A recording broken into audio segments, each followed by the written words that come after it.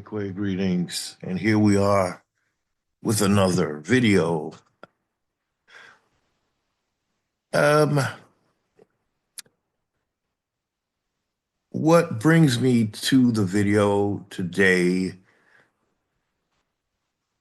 in the unending quest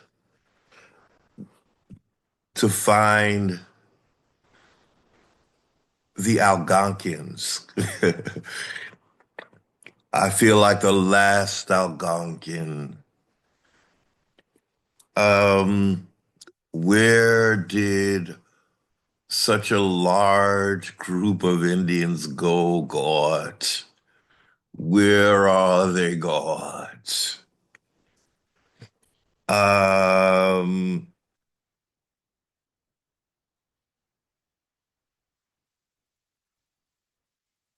what I'm seeing is just you just have to try to explain it as best you can, because again, when you're a colonized people, I think we don't realize how much of our knowledge base is based on colonizers' viewpoint. You know, how colonizer would like things to be seen, you know. So me as an awakening Indian, my eyes again, you know, I remember saying this before. Your eyes have to adjust to the new light, and the new light, it kind of sheds a new view, or a new shade on the old stuff, you know. So I guess I should just go to sharing my is this the one I want to go with? Let's see, is that the one I want to go with? Okay. So I grabbed this map, and this is actually a more recent map. It's the J.W. Powell map of North America. And I believe this is from the 1800s. I forgot exactly which year. But I look at this because I'm trying to get maps that are doing what maps seem to be afraid to do, in showing the largeness of the Algonquin Indians. Because I'm looking at this map, right? And what I'm constantly saying to myself as an Algonquin is, as we already said, what happened to all of it? Why? Where are all of these Indians? I mean, they're still there, right?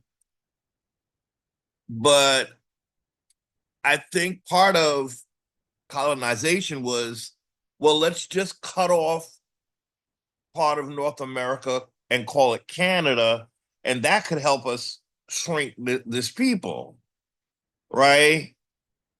Because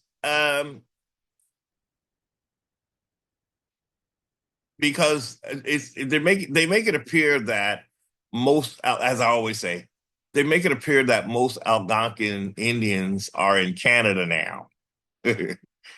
Meanwhile, we're the first ones that British saw. So therein lies the the paradox. I don't know what to call it. So Britain comes, right? Let's try to hash it out. Britain comes. The very first Indian they run into are Algonquians. But somehow, since the British have come and stayed, uh, all we hear about are Iroquois.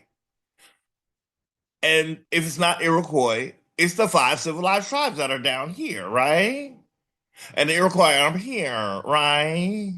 And now they're stuck in a little Sioux for extra flavoring, right? But what we're going to see, ladies and gentlemen, and Indians who care, because some Indians, I don't know. I feel like Indians are not having this conversation, and I don't know why. Because again, you talk about getting out of colonizer, right? Well, you talk about it. You don't really do it because you love his two system government called, the democracy and the republic. And so we have a democratic republic. That's like being a sovereign citizen, y'all. That's what that shit is. It's one of those things where one is should cancel out the other because one is going in one direction and the other one is going in the other direction.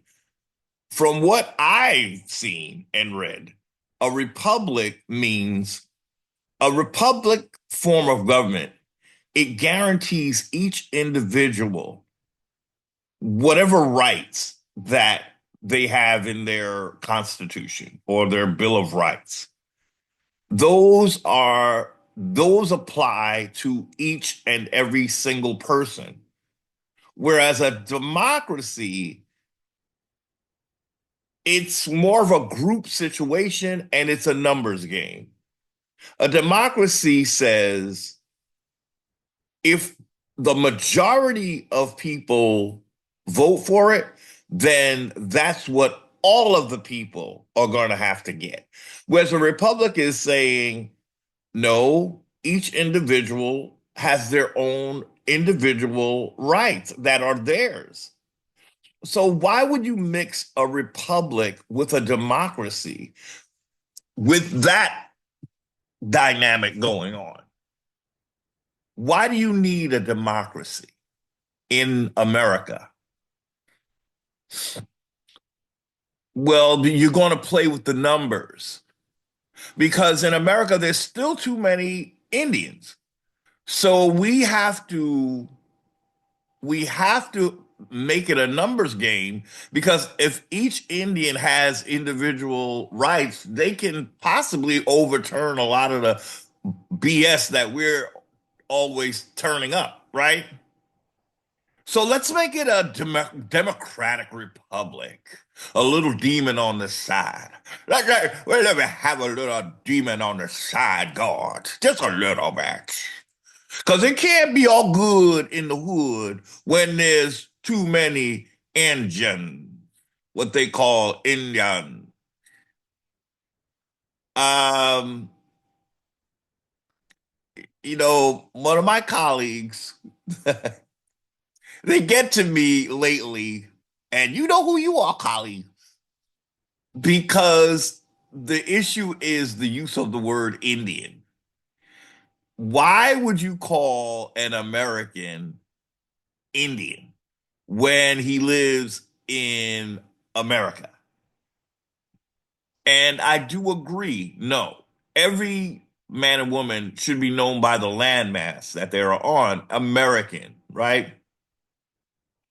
But again, in America, we have just all kinds of strange, uh, I don't know what to call them, strange,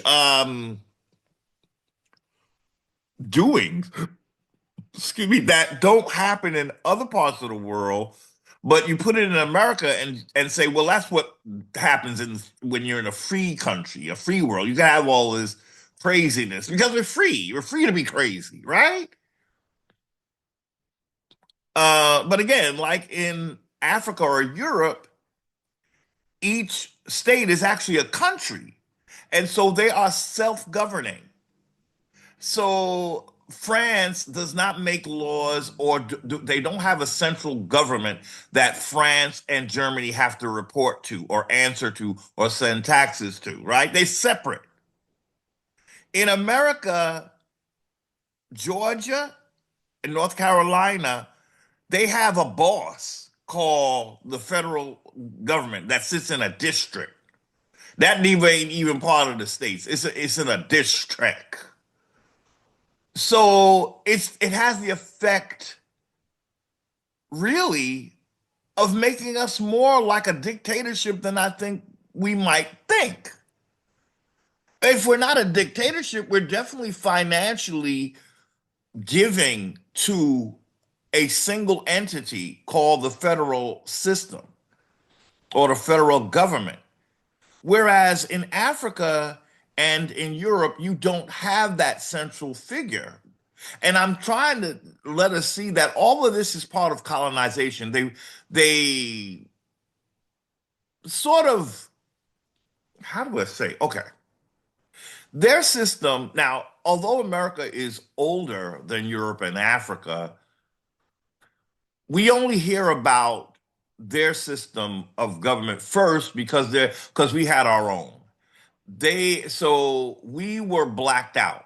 We was like in a dark age, because Europe and Africa was celebrating each other, high-fiving and have a little bit of Asian in there, they would just we the main dogs, we the only two, and I got you, boo, and I got you too. And they were high fiving and drinking and getting drunk and stuff and having a party.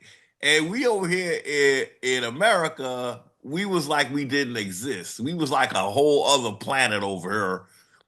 And so they didn't speak about us. So um they it's interesting because we are older than them, but again, because they're putting the spotlight on themselves, their systems of government are they're gonna only speak of those. So they don't speak of our system of government because we kicked them out. So once they're gone, the Moors are out of America, they can start to say that everything they created was first. And even, certain human beings uh that were younger, the Moors can start to say, they can give them any age they want, or they can make them the premier. So what I'm saying is it is their system of government that's going to be said to come before ours. And but yet when they do come over here, they bring their younger form of government, which is far more ratchet as far as I can tell, because it's ridden with deception. I mean, we just talked about the whole Republic versus Democrat. Why do you need two of those? Because you still have too many Indians to deal with, and so you're going to have a numbers game because you can manipulate numbers. A straight up republic, and then the Indians are going to always dominate. Their rule are going to. So I believe the Moors inserted a two system government because they're going to need to have a democratic element that they can blow up when they need to. And then you can override, you know, the rights of individuals with a democracy. And you say, well, the majority said this, so we're going to go with that. That's a democracy. A democracy is mob rule, basically. On top of chaos, now you have mob rule. Okay. So we went off on a tangent. Um, so yeah, what we're trying to say is America is this, it's like okay, the Moors established Africa and Europe as older than America, and China and Japan and everywhere outside of America is comes before America, according to the Moors, right? Because they're the ones that's setting up, all these nations, right? All what they like to call empires. So now their government is the only type of government known, but they do it differently there. Again, they break Europe up into, although Europe is very small, uh, and like an offshoot of Africa, really. Um, they're going to say they have countries. Now, United States is huge, much bigger than at least Europe for sure. I believe we're larger than Africa as well. Um, just by how America is colonized and how it's not about Africa now, right? If America was the goal, and that's why it's this whole international system America was made the bedrock to begin to America was seen, it's like being made the ground zero of the international system. Why do I say that? I say that because the United Nations was first formed in America. So now the monarchies of the world have to pretend that they're not monarchies. So America, that's where America comes in. If we use America, we can hide behind their free, quote unquote freedom, and then we could dominate the world with like a United Nations. We'll say it was born, and it was. The United Nations had to be born in the Americas so that they can have that cover. Oh no, they're free now, you know. But you had to come here, knock us out, and then reestablish a new freedom that's not free at all. If you have plenary authority over what you're calling the Indians, that means you're dominating us. We don't have the government. You set this up because you say you have plenary authority over the Indians that are under your jurisdiction, whereas real Indians, you don't have any authority over them. So you come here, and it kind of goes with this map. You pick the Indians that you're going to work with, the Iroquois Confederacy and the five civilized tribes. I want to say quickly that part of what brought me to the video today, things that are floating in your head, but then a light gets shed on it. And what the light did showed me today, out of all the uh eastern woodland Indians. Now I'm going to start to try to not use the term south or north east, because I realize there is a political reason why they're using north and south. The idea is that all the civilized tribes are in the south, and there is our little hint to know that the south was stolen from Algonquins, y'all. I'm gonna say it that way. So look at the map here, please. And the brown, dark brown, that's civilized. Iroquois, they are civilized, but they're not often said to be civilized because they're sort of like they're being made the premier Indian. So you don't really call them civilized because they have to have this mask that says they're just they're the free Indians, right? They're not civilized. They're just the regular Indians like they were when we got here. No, they're not. In fact, they were Algonquin before you got here. I'm going to go ahead and assert that. I'm going to go ahead and assert that because even the term Iroquois is an Algonquin word, okay? So if Algonquins named you, that means they were here to do that before you existed. So we can kind of rest in knowing that Iroquois, even their name is Algonquin. So they were Algonquin before they became infiltrated by Moors.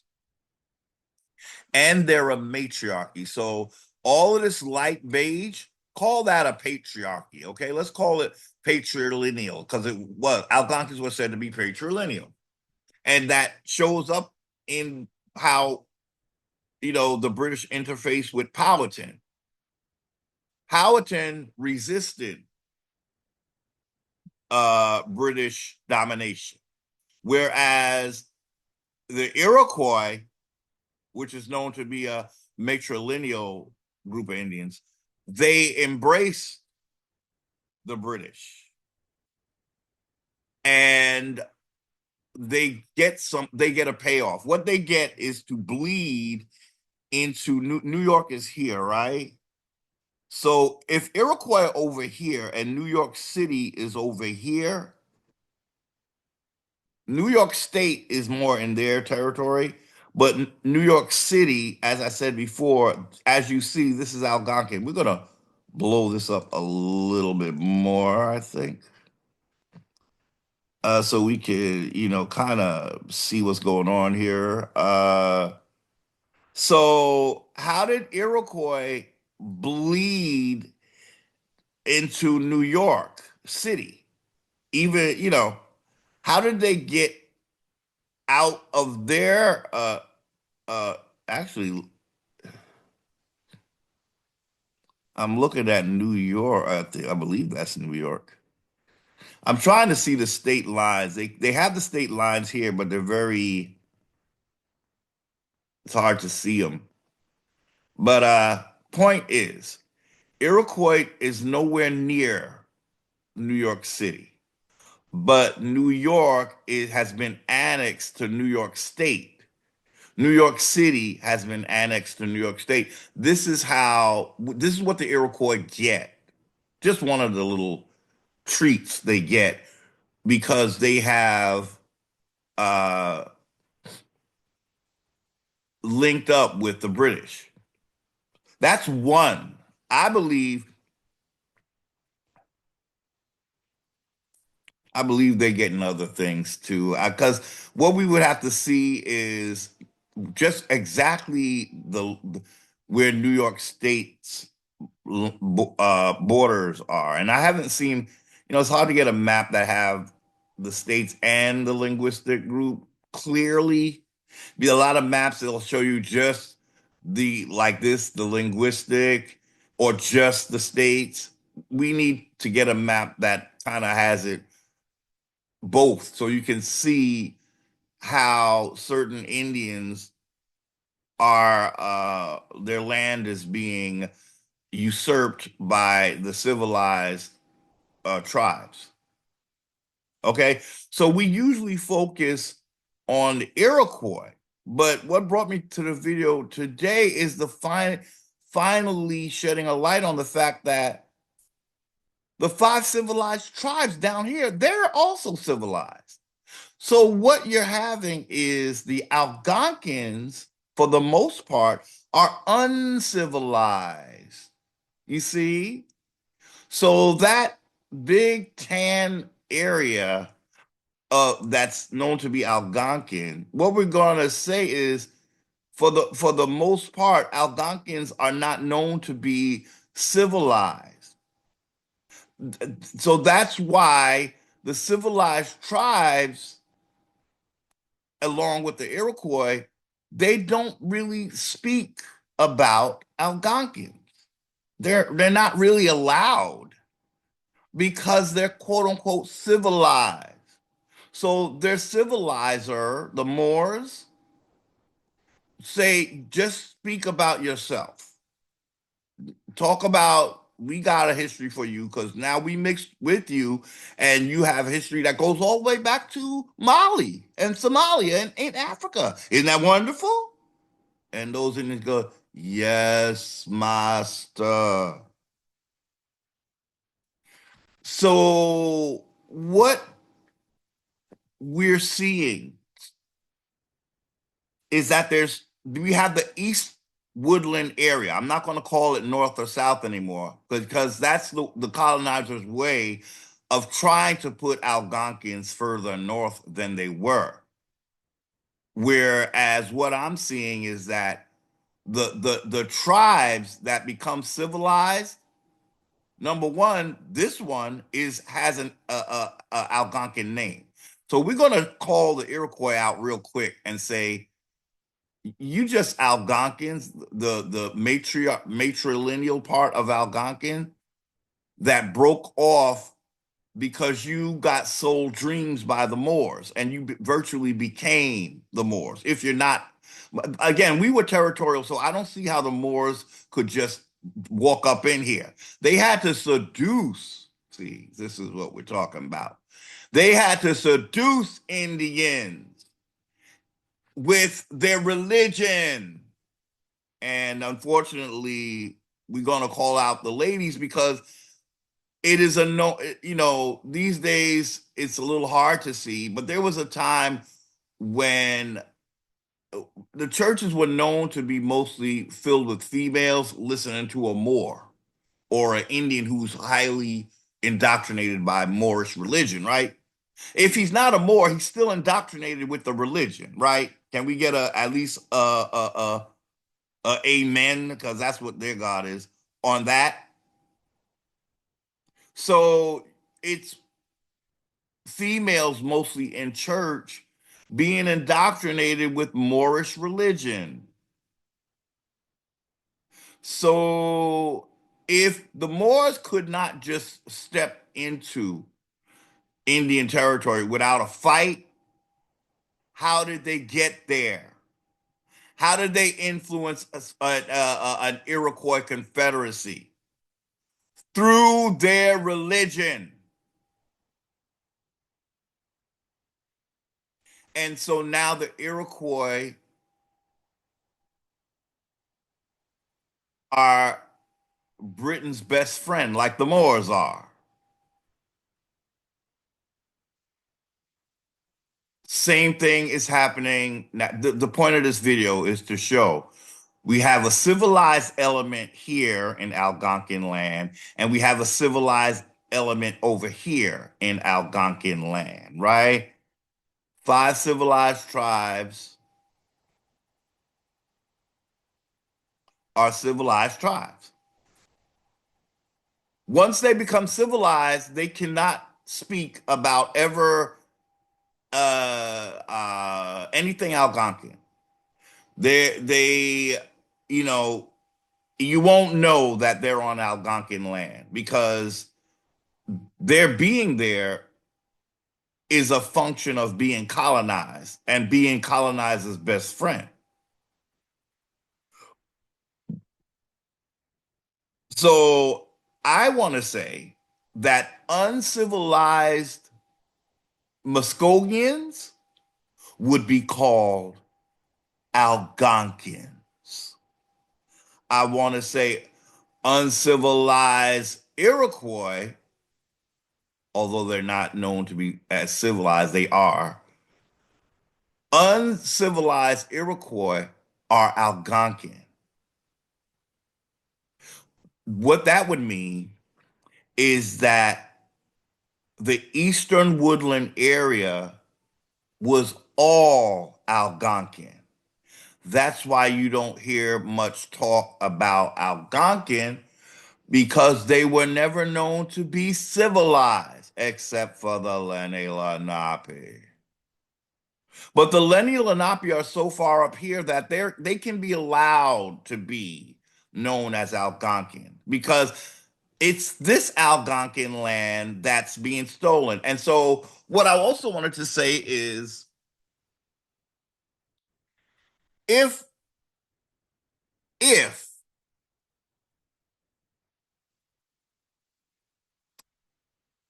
if colonizer okay, why are we only hearing about colonizer meeting Algonquins first?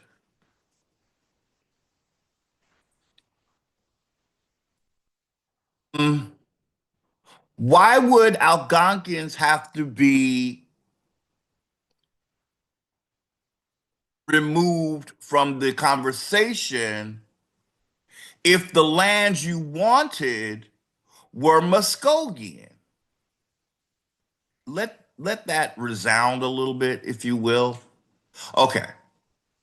Why are Algonquins a problem for Britain when Britain wants this land more than anything? You see what I'm trying to say, where I'm trying to go with this? We're going to keep, because it's new to me too, y'all. That's why I'm repeating it. Why are Algonquins needing to be removed from and only to be known in Canada if this is the land you wanted most? You wouldn't, you, what I'm trying to say is Algonquins could stay if this was the land and it was belonged to Muskogean, then Muskogeans would have to be eliminated. You see what I'm saying? It's the same, similar with the Indians. If if Native Americans are the real Indians, why haven't they been genocided like the quote unquote black Indians have been paper genocided? What I'm trying to say is you only get rid of that which is the problem. The others can stay. Muskogean can stay. Iroquois can stay. Algonquin, you never say that word. Don't ever say that word when you're talking about Indians. Say Lenni Lenape and let them figure it out. But do not say that Lenni Lenape are Algonquin because we're still genociding Algonquins. Algonquins, ladies and gentlemen, we are the uncivilized Indians, no other Indians. We are the quote unquote wild Indians of the eastern woodland area, no other Indians. The other Indians gave in. I believe they were formerly Algonquin. And the reason why I say that is because Algonquin is the oldest of all of them. Algonquin language is older than Muskogean. Algonquin is older than Iroquois, the language, linguistically. So that means we were here talking longer than they were here. What were they? They had to be Algonquin, y'all. Again, because Moors would not have been able to just live here. You know what I'm saying? Even Indians dare not tread on other Indians' land. How the hell are Moor going to do it? So when you see this map, what I, th- make this all beige, y'all, because these two Indians, the Muskogeans and the Iroquois, they're civilized. That's why they're not Algonquin anymore. That's why there's issues with them having the younger language because the older language they had was Algonquin. Don't worry about the Sioux over here, the pink area. They're younger. as well. They might be younger than all three of these. Uh, but when we saw that, well, we read where the three main Indians were Muskogee, Iroquois, and Algonquin. Now they'll say that, but you'll never hear about Algonquins. All you're gonna hear about is the five civilized tribes, and and the strange thing about the five civilized tribes is the big question mark. Why are Cherokee part of the five civilized tribes? The Cherokee are Iroquois. So I read somewhere that said they think that the Cherokee migrated up to uh where the Iroquois are, or and there's some that's trying to say no, the Iroquois came down. But you can see you kind of can see where, well, this is Iroquois, so um we kind of deduce that Indians don't come from the north. They move to the north. Native Americans come from the north. We have to get that, and I hope y'all have that, because that'll explain that Algonquins did not originate like colonizer would like you to think. We did not originate from the north. We spread to the north, and then colonizer blew us up.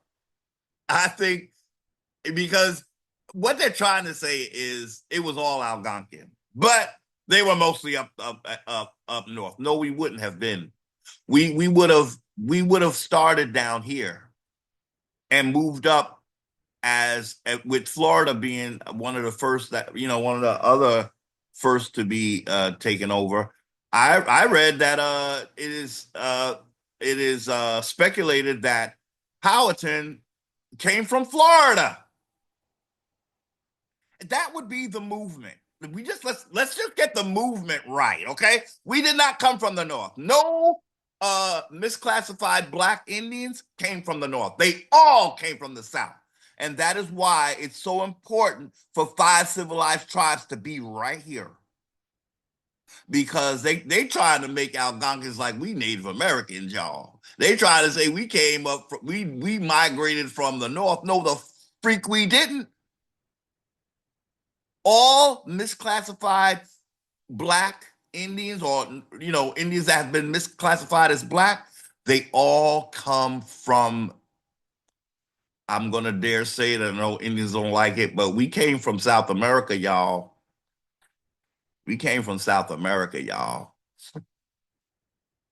That's the only logical thing here. We first got colonized in South America and the Caribbean, what they're calling the Caribbean.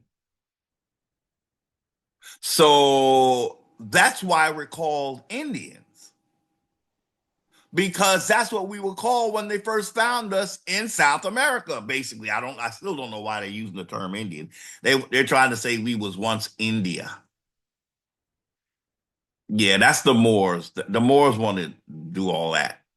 They want us to be called India. I mean, it does it would make a little sense. It would, that you know it would, because it would explain the obsession with the term Indian, and then them trying to you know get funny with that word. But I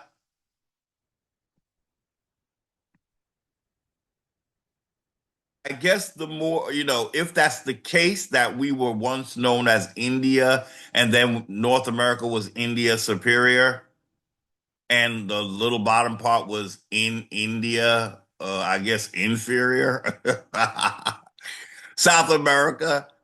But I think the reason why they can't run with that is because it conflicts with what the other lie that the Moors tell. Because then the Moors would have to admit that they were kicked out from America when it was called India.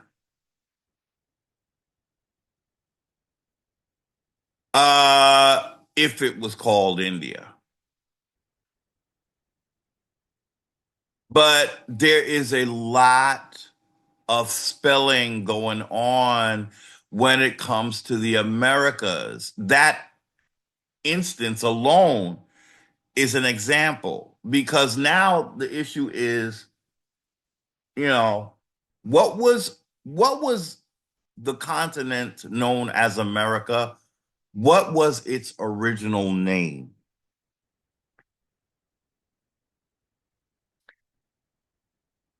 Um, what might be an issue, we would have to look it up, but maybe what's happening is it is the nobility that's giving all of the lands their name, right? Maybe they could be that, like the priesthood, you know. The problem is if they're giving it the name, that's how they're getting authority over it.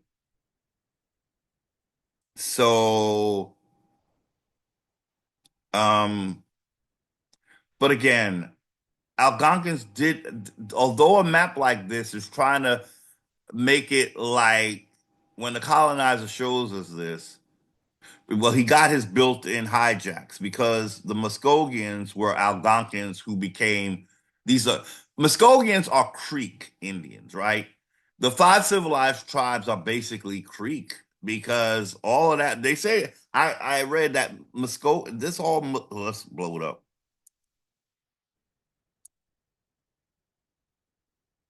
Muskogean. I read that Muskogean is Creek. So this whole area should be known as Creek Indians, where the five civilized tribes are, right?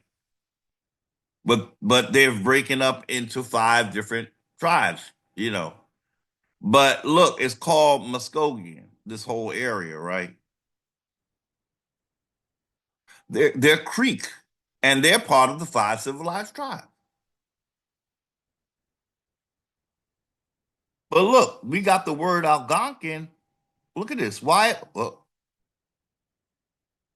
at that. Why is it Algonquin all the way down? See, I'm trying to tell y'all, this was all Algonquin. This was all out. Look at that.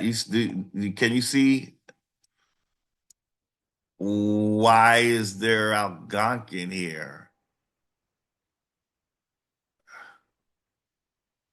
Why is that word there? When they're saying that this is Sioux and Iroquois, you know. So the Algonquins go as low, and they will allow one little, but the fact that it's there at all speaks volumes, y'all. This was all Algonquin, y'all. Now this is in South Carolina because here's North Carolina. See North Carolina. So we do have the states here, but it's very hard to see them. But North Carolina, right? Why is the word Algonquin there?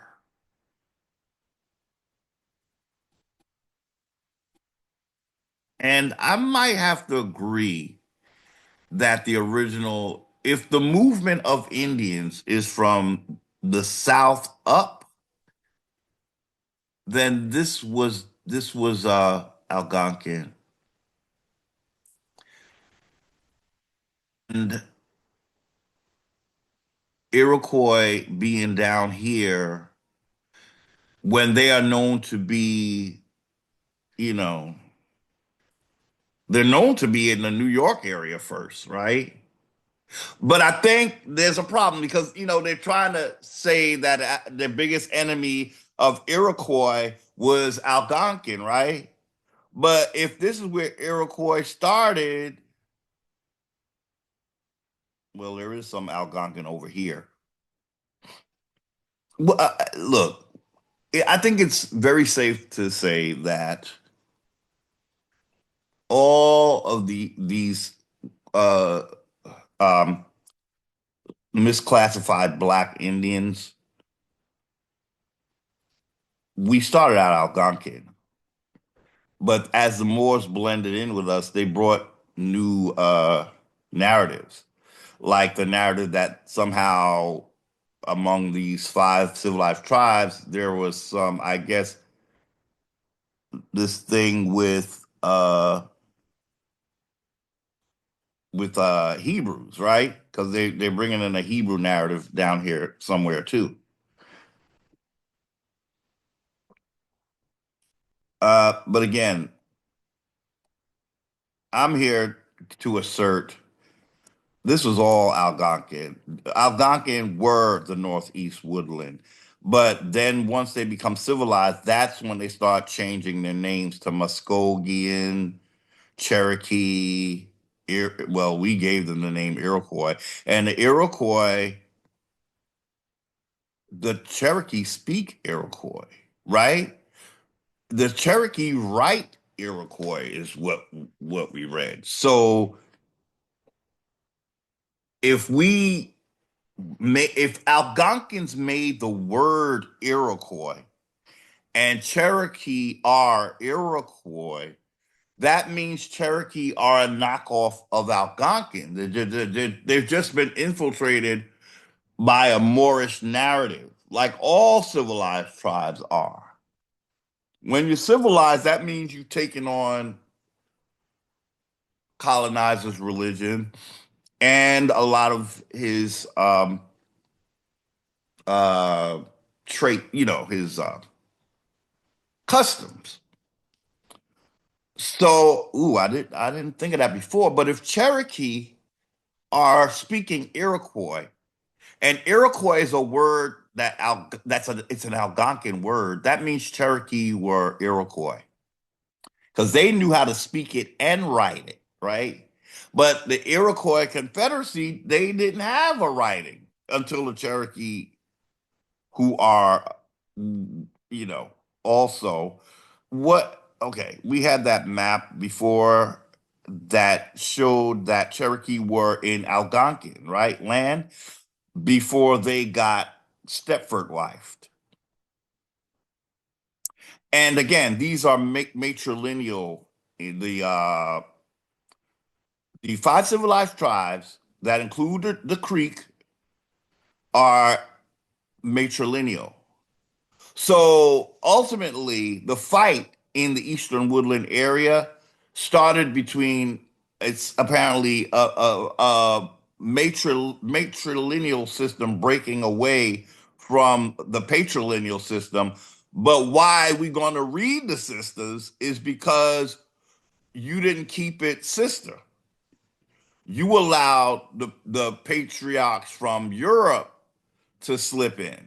So that is, we're not mad at you because you're a matriarch, but we mad at you because you're allowing you're well, it's one thing that you're speaking the history and culture of the Negropean,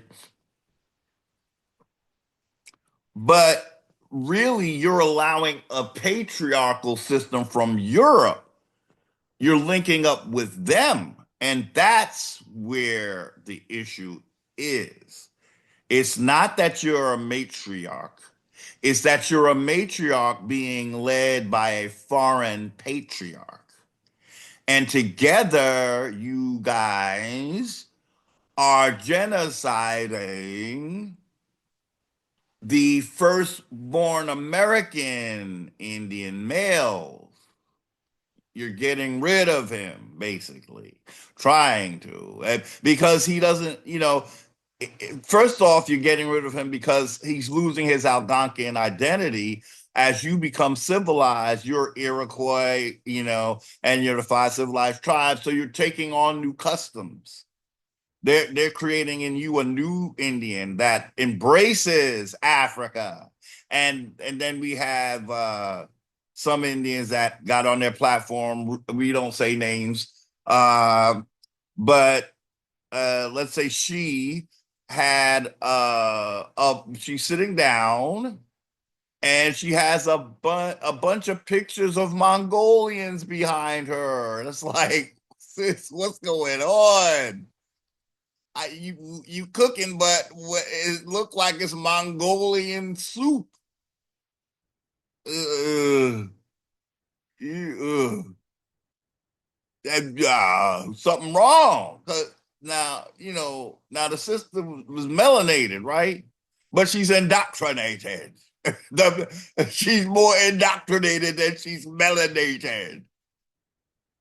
And she had a show, and all the pictures on her walls was Mongolians. That's when you know that they've done infiltrated the minds of Indians. Where we gonna how do we put a younger people be on our walls while we're talking Indian business? And it's but we're promoting Mongolian business, Siberian business. It's like, really? Oh my God. So what did I come here today to say? I'm saying that if there was no civilized tribes, this would all be Algonquin, y'all.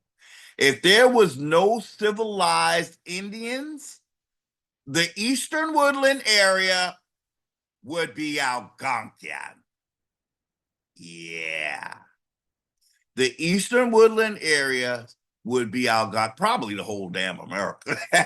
Come on now. Come on now.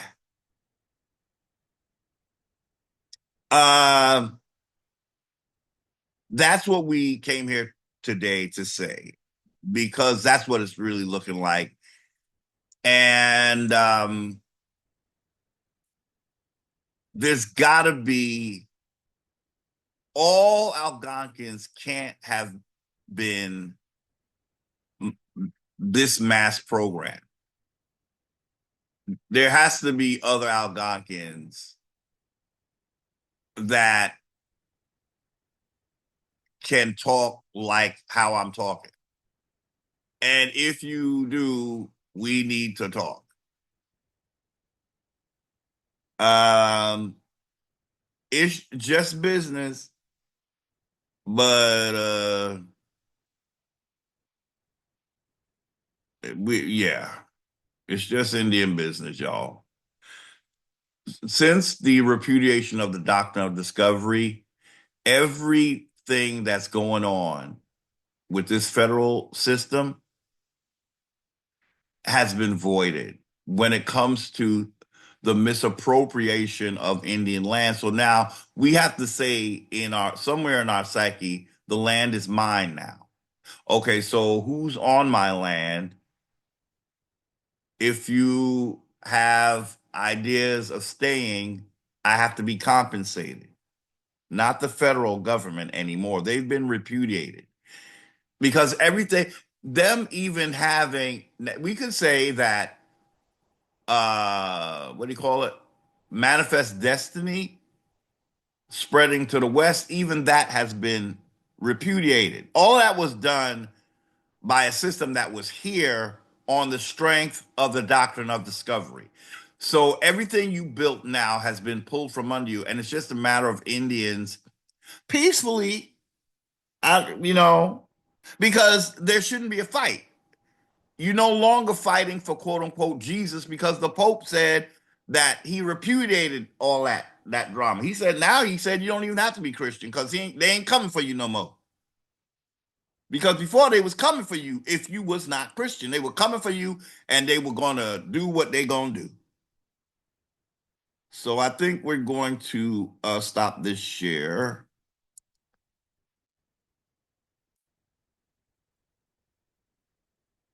And I think we have another screenshot here. Is this the one we were going to look at? So we had that little piece of pink in that map that we were just looking at. Right there. The pink was right there. The Sioux. So we had a question. Which tribe is older, Sioux or Algonquin? According to available information, the Algonquin tribe is generally considered older than the Sioux tribe. Evidence suggests that the Algonquin language lineage dates back further. See, so if your language is, see, they're telling it, y'all. Let's make this a little bigger. Like I've been saying, if your language is older, that means you're older. And Algonquin's language is older than Iroquois. Cherokee speak Iroquois. And Cherokee, I'm not calling you out. I'm just saying you were formerly Algonquin. That's all I'm saying from now on because I've gotten much more insight. So we don't have to fight, is what I'm saying. The Iroquois, they're a matrilineal system that just forgot that they have uh left their male Indian counterparts out for dead, okay, with colonizer, while they became the darling of the colonizer. But again, they're just a birth canal for the colonizer. So that now we pumping out Indians thinking that Iroquois is the oldest thing. You got you got some websites trying to say Iroquois are older. But how can you be older when your name is Algonquin? I'm going to go out on a limb here. I think they were Iroquois way before they were known as Haudenosaunee. They realized, oops, we got to make a new name because they figure out that Iroquois is Algonquin. Oops, because that's what they go by, Iroquois Confederacy. And I can show you where they literally that's what they call themselves, Iroquois. But no, that's what we named them, and they just kept the name. Thank you, because that means we have authority over you, really. But um, why are they called Iroquois? Because that was the only language, y'all. You can say, well, why they being called Iroquois if they the enemy of the Iroquois? Because that was the only language we all knew before they became, well, before they became Haudenosaunee, I should say, before they became our enemy. I don't think we were that much enemy either, because if we were all Algonquin, that means there was not all. They're trying to say that we were always fighting. That's not possible. We started fighting when you showed up. Apparently, you put some plants among our people. I mean, come on, they did it in Africa with the Tutsi and the Hutu.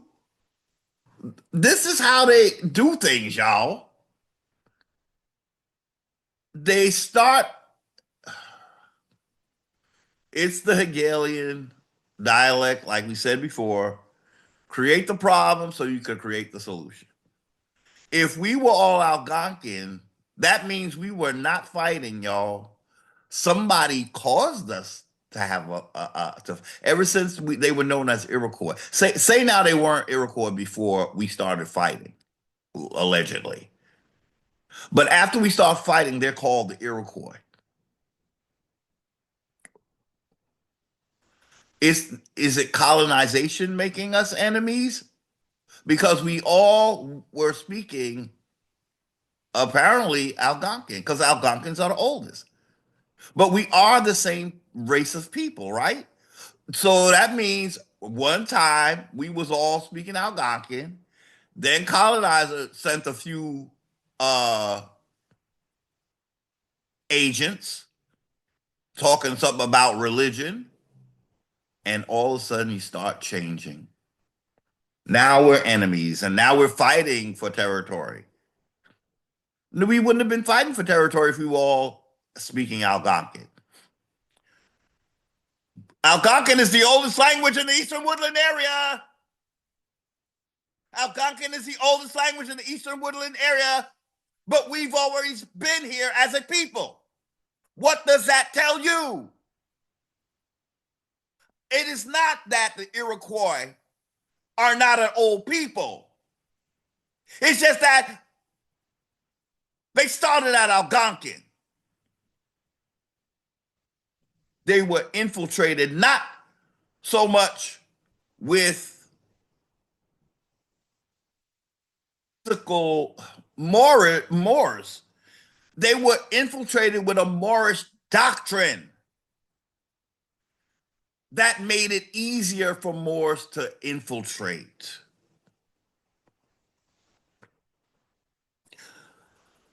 If we're talking unity, I realize that means we have to go back to our Algonquin roots. Our Algonquin roots. Let's read this. According to available information, the Algonquin tribe is generally considered older than the Sioux tribe. Evidence suggests that the Algonquin language lineage dates back further, with linguistic roots tracing back nearly 3,000 years. Now, I've seen that we go back to 9,000 years in one, okay? Well, they say, 9,500 years. So it's all different, but the point is, it's Algonquin language that was here first, not Iroquois, not Muskogean, and not Siouan. So they're saying the Sioux people are believed to have established themselves as a distinct group. So they established, see, around 500 CE. I like when they say establish themselves. That's what the Iroquois did. Once you get infiltrated, you establish yourself as a separate thing. So that's what the Sioux did. They established themselves as a distinct group, but before that, they was Algonquin.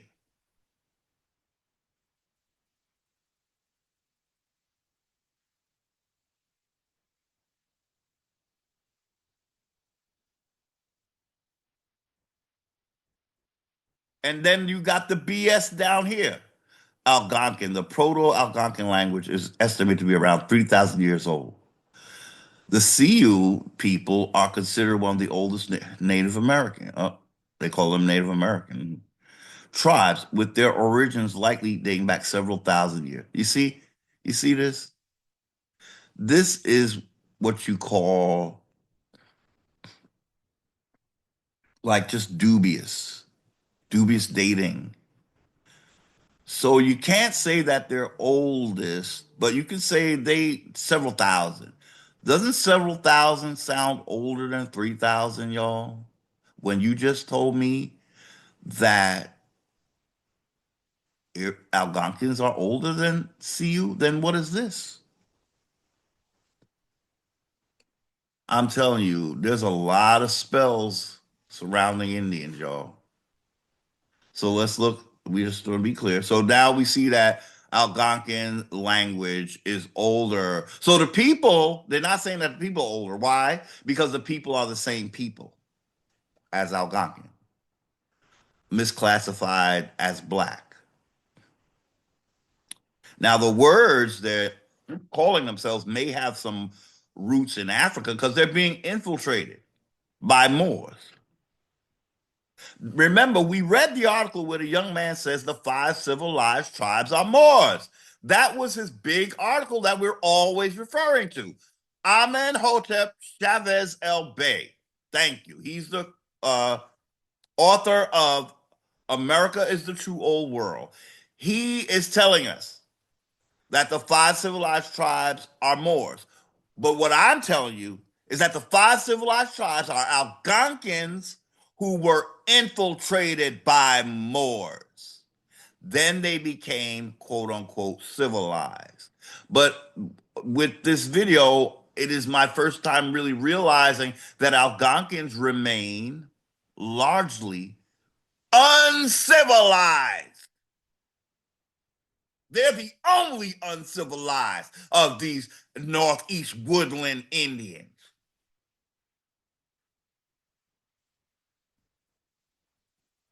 And then you only hear about the civilized Indians. Because who was if we weren't civilized, that means, well, it was.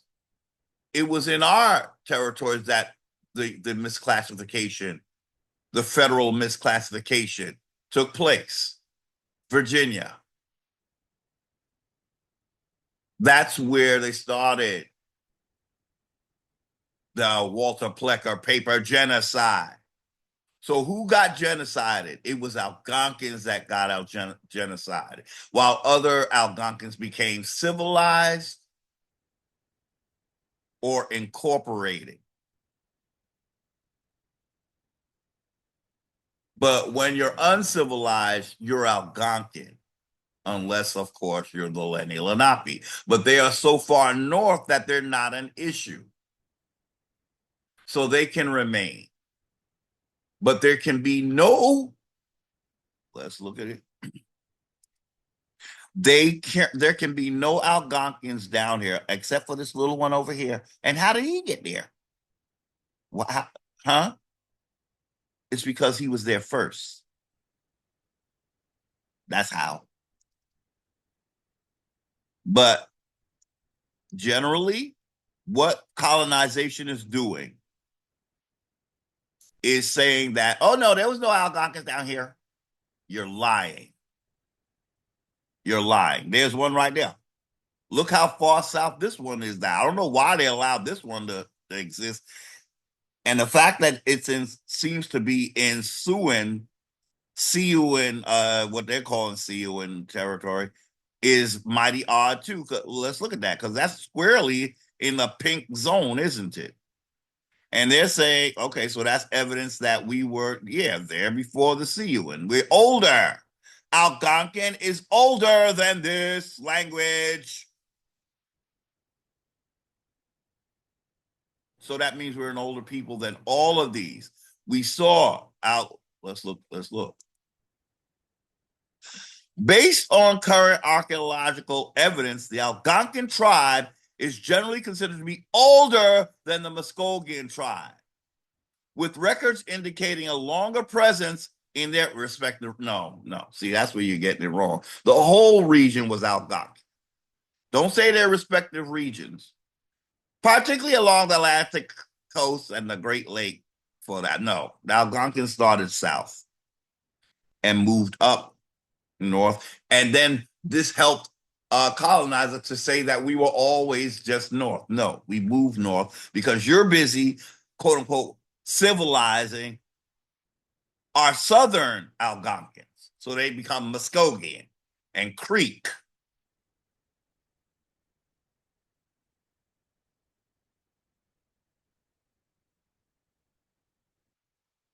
So Algonquin is older than Muskogean. So this, all that Muskogean, they're young.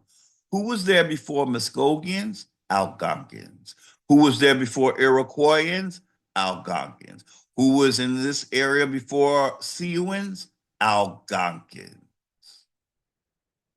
This whole, I'm telling y'all, the whole entire East Woodland areas, regardless north or south, was Algonquin. That's why you don't hear about us no more. Just like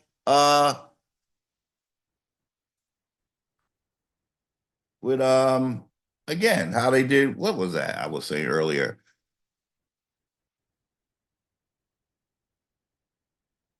I forgot, but it's oh, how you genocide um the Indians of color because they were here longer and it was their land. So they have to be genocided while the Native Americans never, they were always known as Native Americans. And now Dane Calloway did a video recently and I was happy in that video he did of, uh also uh validate that um Native Americans appeared, I believe he said in the, ooh, did he say the 1900s? Yeah, yeah. I believe he said in 19 something. Uh So, whereas some Indians had to be let's say it this way. Some Indians, we know all of them were the same race, but some had to be paper genocided, while others was paper uh created. The real Indians were paper genocided. The fake Indians were paper generated. Native Americans, they never lost their identity, y'all. They call that, they were given a name, Native Americans. They were born Native Americans.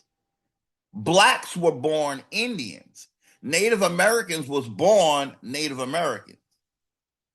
Blacks, Negroes, coloreds were born American Indian, I should say. Blacks, Negroes, and coloreds were born American Indians. Native Americans were born Native Americans. Meaning they never got paper genocided. They were paper created, but unfortunately, they're not in the Constitution. So that means the federal government, if they wanted to, but they don't want to, they brought them here. But they could do anything they want with them because they're not in the Constitution.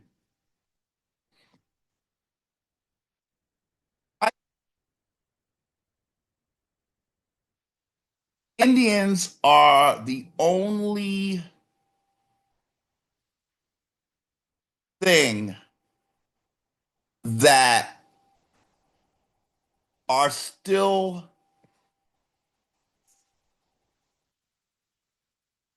um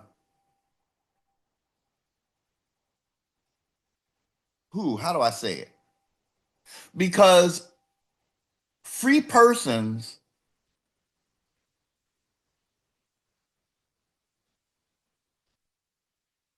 are no longer. Indians are, but free persons are no longer. That's uh um figuratively and literally. There are no more free persons. Figuratively and literally, there are no more free persons in the Americas. They are all debt slaves through the 14th Amendment, which made them United States citizens in 1868 when they were state citizens of the state they were born in before 1868. Let's say it again. Before 1868, there were only state citizens. After 1868, when Congress created a United States citizen, in other words, you're a citizen of all 50 states, which is not only impossible, but unnecessary. No one person can be a citizen in all 50 states. So the name, the designation is bogus and moronic. You want to be a citizen of the state you're in and this whatever state you live in. That was what it originally was. Because remember, these were like countries. So let's take this template and try to apply it to uh, Europe or Africa. So if Europe and Africa did what America is doing, that means every European would be German, French, uh, Italian, British, Irish, Scottish, all at one time because they'd be United European citizens, United country, your citizen, United country citizens. United Country citizens. But they would look at you and say, well, that's not even possible. You know, it's not necessary. But then why would we even have a Germany or a France if we're just united? You see, people, how it doesn't really jive. It's like, let's cut to the chase. If we're all, we might just call ourselves European and be through with it. No, but don't have any, you know. But I think Europe was designed to be the antithesis or the anti-America, and just like Africa, because I guess they're divided by language. And see, that's how we Indians did it too. But because we're being colonized, well, again, the oldest language was Algonquin, so we wouldn't have been divided. Uh, uh, Peep the hijack. Again, if we were all, see, they're applying their system to us when we all spoke the same language. So it was imperative that they start making up new languages. If Algonquin is the oldest language and Indians want to appear as they're the oldest people, then you would have to claim you're Algonquin because these other ones are young. So at some point when Algonquins unite, they'll realize, oh my God, Heru was telling us the truth. And we thought the Negro was crazy. Well, I'm not a Negro, but and it appears that he's ain't nobody even watching his videos, y'all, dog, God. So but you can see why. You know what I like about uh the situation is that I understand why my you won't get me in an algorithm. YouTube is not trying to have it's not really YouTube. It's the government that controls YouTube. Just like the government that controls civilized Indians and the Iroquois Confederacy, right? You know, and so they get a glow up because they're talking what colonizer likes to hear. When you don't, the corporation that the government is controlling will shut you down, like YouTube. You know, so that see therein tells us why we would never really want to be incorporated because that is a blaring example of how the United States federal government controls corporations. You can't be a federal Indian and be in control. You are being controlled by the one that once you get incorporated, you're owned by whoever brought a corporation here. Who brought the corporation here? We said this before. Who brought the corporation here? It was a foreign uh, colonizer. So once you incorporate, you belong to your foreign colonizer.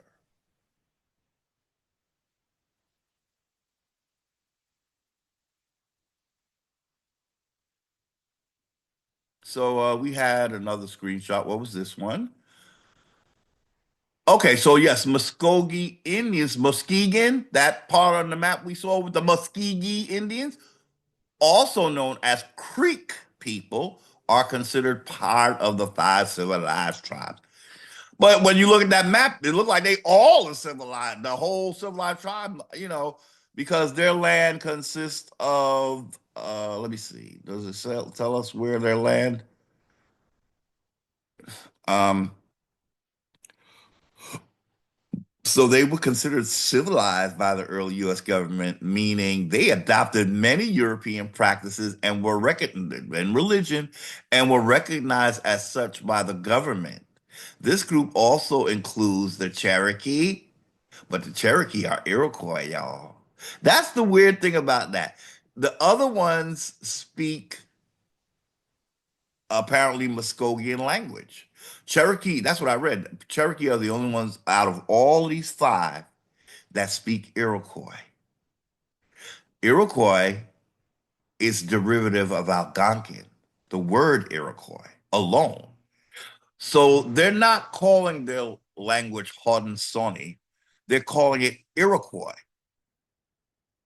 because they were known as Iroquois apparently before they were known as Haudenosaunee. Somebody later realized we got to come up with another name because Iroquois is Algonquin, but they hardly use that name because it wasn't their original name, evidently. But yes, Muskogee Indians, also known as the Creek people, are considered part of the five civilized tribes, which were considered civilized by the early US government, meaning they adopted many European practices and were recognized as such by the government. So it's obviously the thing you want to be is not recognized by the government. We don't need to be recognized by them. They know who we are because they came to us. They always knew who we were. We don't need them to have some kind of federal recognition because that just makes us you. It's not like you recognizing me respectfully for who I am. Recognize means you've changed me into you.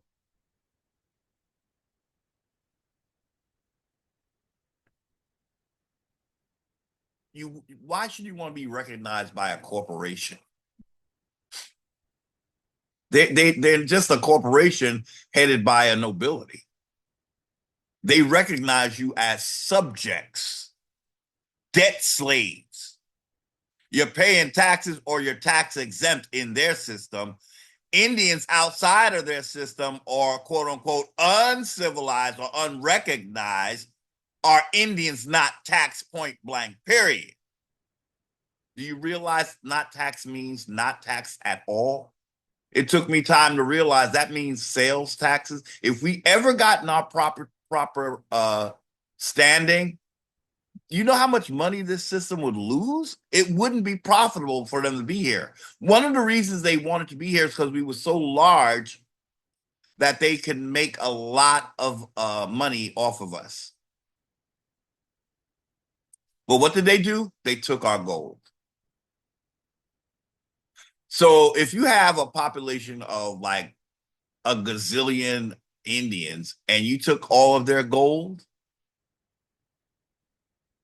and gave them fiat in return and then make them like they gotta pay you all this fiat when you done took all the gold, this system is so off. It can't remain because it's just it goes against even the things that it wanted here. Like we were supposed to be able to discharge debt, but they figured we can't let these Negroes prosper. So we have to charge them for using our federal dollars, and we have to act like using federal dollars satisfies a debt when it doesn't, because those are debt notes. It's just one of those things you have to say it over and over in your head to really get it because it really doesn't make sense. It makes more sense for us to discharge our debt than it does for this government to constantly be asking us for all these federal notes. They should want us to have a lot of US dollars, right? Because they're just debt notes. But instead, all we get to feel is debt and not have any debt notes. If you could follow, because sometimes you just gotta say it as it comes out because it's all spelled up.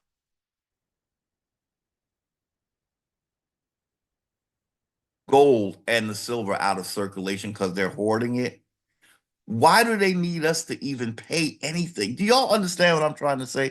Do you see why it doesn't even make sense to me logically to pay, quote unquote, pay taxes? How can we pay taxes when there's no money in circulation, y'all? How can we pay taxes legally if there's no legal money in circulation? None of this is backed by gold. None of this is backed by anything. What they're trying to do is make your literal labor the gold. Your pain and suffering is becoming their gold.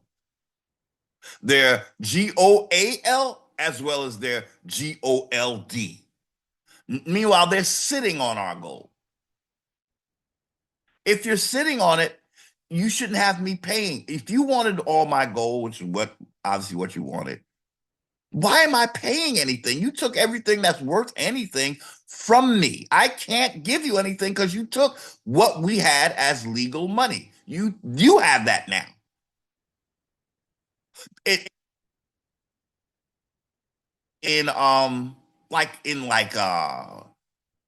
now some people I say, well, I have a gold watch and I have some gold earrings and I have some gold jewelry. Yeah, that is nothing compared to what the federal government has. The US Treasury, I guess it's gonna be whoever's hoarding that gold. It'll be like when you see was it Aladdin where he walks into this whole like cave and it ain't nothing but gold. That's kind of what the government is sitting on. And the people that feel that we owe them, now the debt gets higher and higher, right? But the gold is not getting, it's the same amount of gold, right? But I guess if they make the debt higher and higher and higher, that means every gold that they come across in the land, they could just take it. They could just take it because they can say, well, their debt is billion, quadrillion dollars. So that everything they have that's worth anything, we get to keep it and still stress them out, having them pay us these debt notes. Because in their mind, that money is real. So we know that if we make them pay us all these dollars, they're going to start feeling mighty poor, right? Mighty lacking, right? Meanwhile, we sitting on the gold, just filing our nails, you know. Oh my gosh. This system doesn't make sense, y'all. Meanwhile, our land, we could be profiting off of this land like these bastards are. But you gotta become out, you gotta get outside of the system. They got it where you can, again, they can control your business. Indians think the big thing is become a business. No, they know how to tear that down quick. If it's a quote unquote black business, oh baby, you know they know how to tear that shit down. They'll buy you out. You spend your whole energy building a name for yourself. What is the destination of all your hard work? Is to be bought out by this federal government, and then people are going to the product because of your reputation, but the product has been compromised because it's no longer yours. So going in creating a business is counterproductive to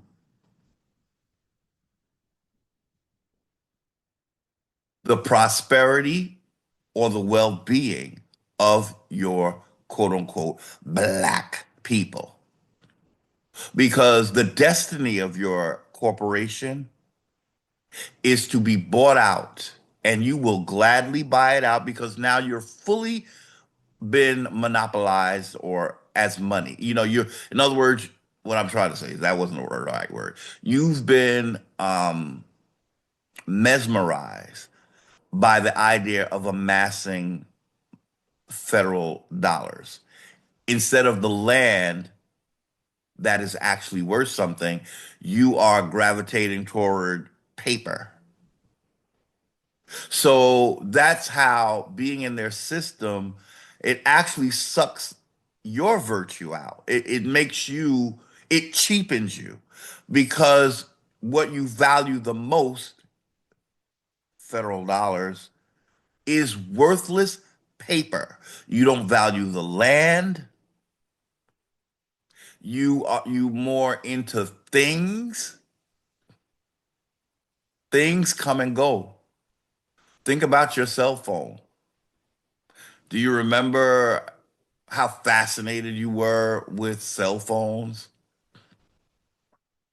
Many of us still are. But what happened is you start you found that you just had to always buy a new one. But somehow the fascination wears off, but now you're on a trajectory of just buying phones. They build them to not really last because they want you to buy the next best. So this whole system, it retards Indians who once valued the land. Now you're valuing the things that are made from the land. If you had the land, all that stuff is yours. And if it's your land, somebody has to pay you to make it, to make those items. Now, one time they were saying what they get for cell phones comes from Africa. Well, then go to Africa. I don't believe anything that they say anymore. I really think colonization means once you have the land that you always wanted and always dreamed of, King James and your whole family and the Vatican, but now the Vatican has repudiated this mess because they got enough, I think, which is, you know, but just give my stuff back to me, okay? And he did. The doctrine of discovery was repudiated, right? But I think the goal of colonization is once you're on the landmass that you value above all things, then you can sort of start saying, well, that landmass over there is very valuable. No, it's not, because if it was, you'd be over there instead of here. And America apparently it's so wealthy that they never want to leave. But I think a lot of the wealth is just brainwashing Indians. Because once you get all the silver and the gold you could possibly get, what's left? It's because there's so many of us here. And then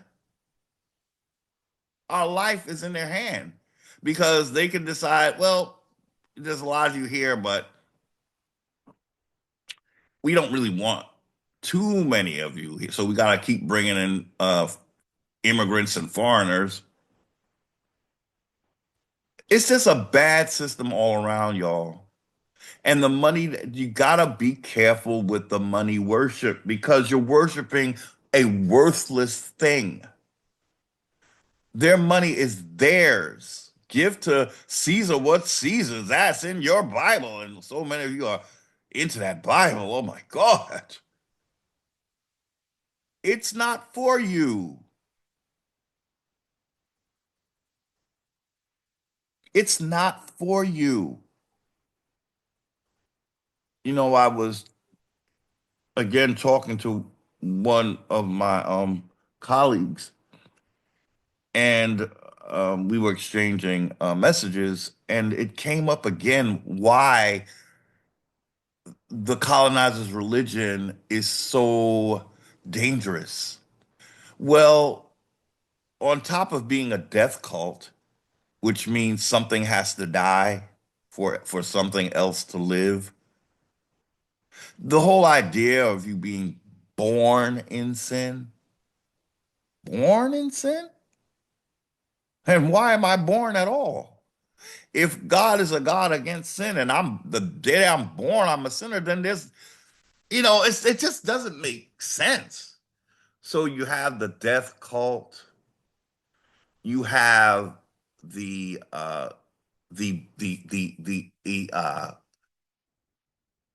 sacrifice system, because the death cult is that means somebody gotta die, so that's a sacrifice. So the sacrifice system has to come. Something has to be sacrificed. And then they make it like, well, that's how the world works. Something has to be sacrificed in order for you to. Not when you took all my gold.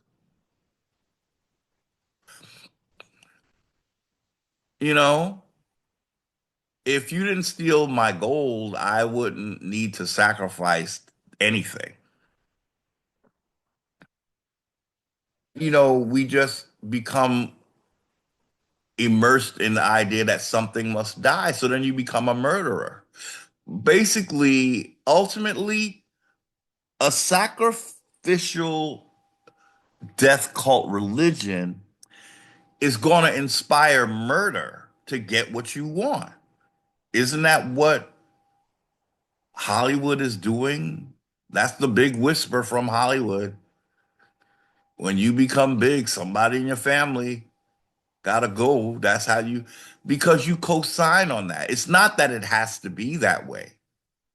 It's that you have a demonic force that wants murder to keep you in low vibration, and you'll never really figure out that you need to get out of a corporation instead of running into one. You need to become a land owner, and then the corporations will be running to you, but you will be in charge. You'll make the rules. But what the corporation is doing is sacrificing you so it can make the rules. A dead entity. So once you sacrifice that which is full of life, something dead replaces you. Something negative replaces you. Again, I had to look at the Osarian religion and get real with myself. The Osar Aset Heru Trinity that I praised in earlier videos, now that the ancestors are much more present, I realized I was promoting another death cult. In the death cult, it's usually the good guy that dies. That's another thing with these religions. How come it's never the bad guy that's dying? You got your Cain and Abel. Good one, dead. You got your Esau and Jacob. The devoted son made a slave for life. Birthright stolen. And then the other stories, a lot of the stories about the younger one, how he is better than the firstborn. So you're getting all the narrative you're getting is against everything that would otherwise in life make sense. Like in life, real life, it makes sense for the older to be next in line, but that's for the sake of the younger. But I think this system got us thinking, oh, that older one he's just greedy. He just wants to keep it. You should have it too. No, the older one has a lot more wisdom. The older one has been with your parents the longest, and so he has a lot of what they would have wanted. It's more likely in the oldest one. It's not that he's better, it's just that he's the nearest thing to your history. But with the new religions, everything is reversed. Let's steal the birthright. We don't want to wait for, this old dude to die. Just make him a slave and take his shit and say that God wanted it to be this way. If God wanted it to be his way, the second born would have been born first. That's how nature would show you God's intention.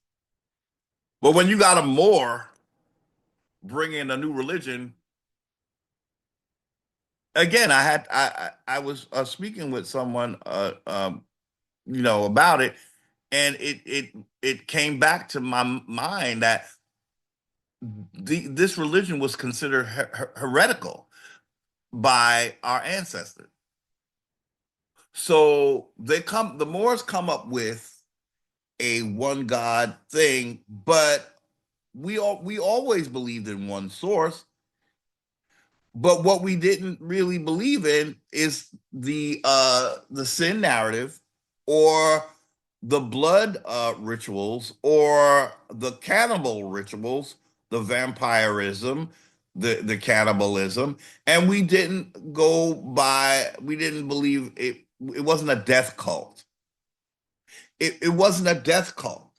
The Moors brought a death cult because they're going to be killing the firstborn so that they can take their place. That's why the Moors needed a death and sacrifice type of religion. When they first created it, it was the Osirian religion, but they made sure that the good guy was killed, right? They're letting you know, don't expect good because the good guy dead now. Something else is taking his place, and he ain't so good. But one day when you wake up, you'll take what he took from you back. But that gives them a lot of time to steal from you and to perfect their lies. So, in other words, there was a part of me that felt, well, maybe that's the course of life. It takes time for us to wake up. Not if we weren't lied to so much. It wouldn't take so long for us to wake up. Right, Mars?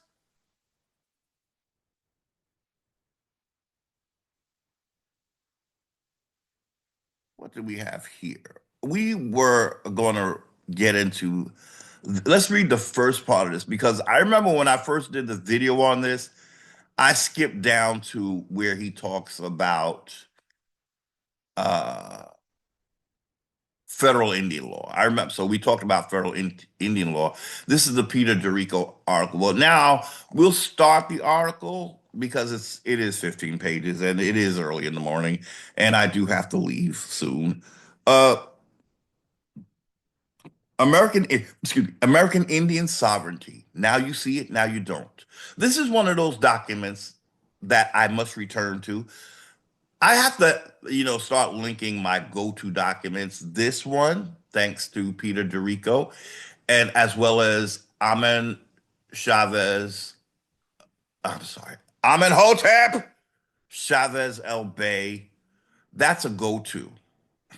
This is a go-to, and Amenhotep Chavez El Bey is a go-to. Amen Chavez Hotep. Oh God, I keep saying I'm going to shorten his name, but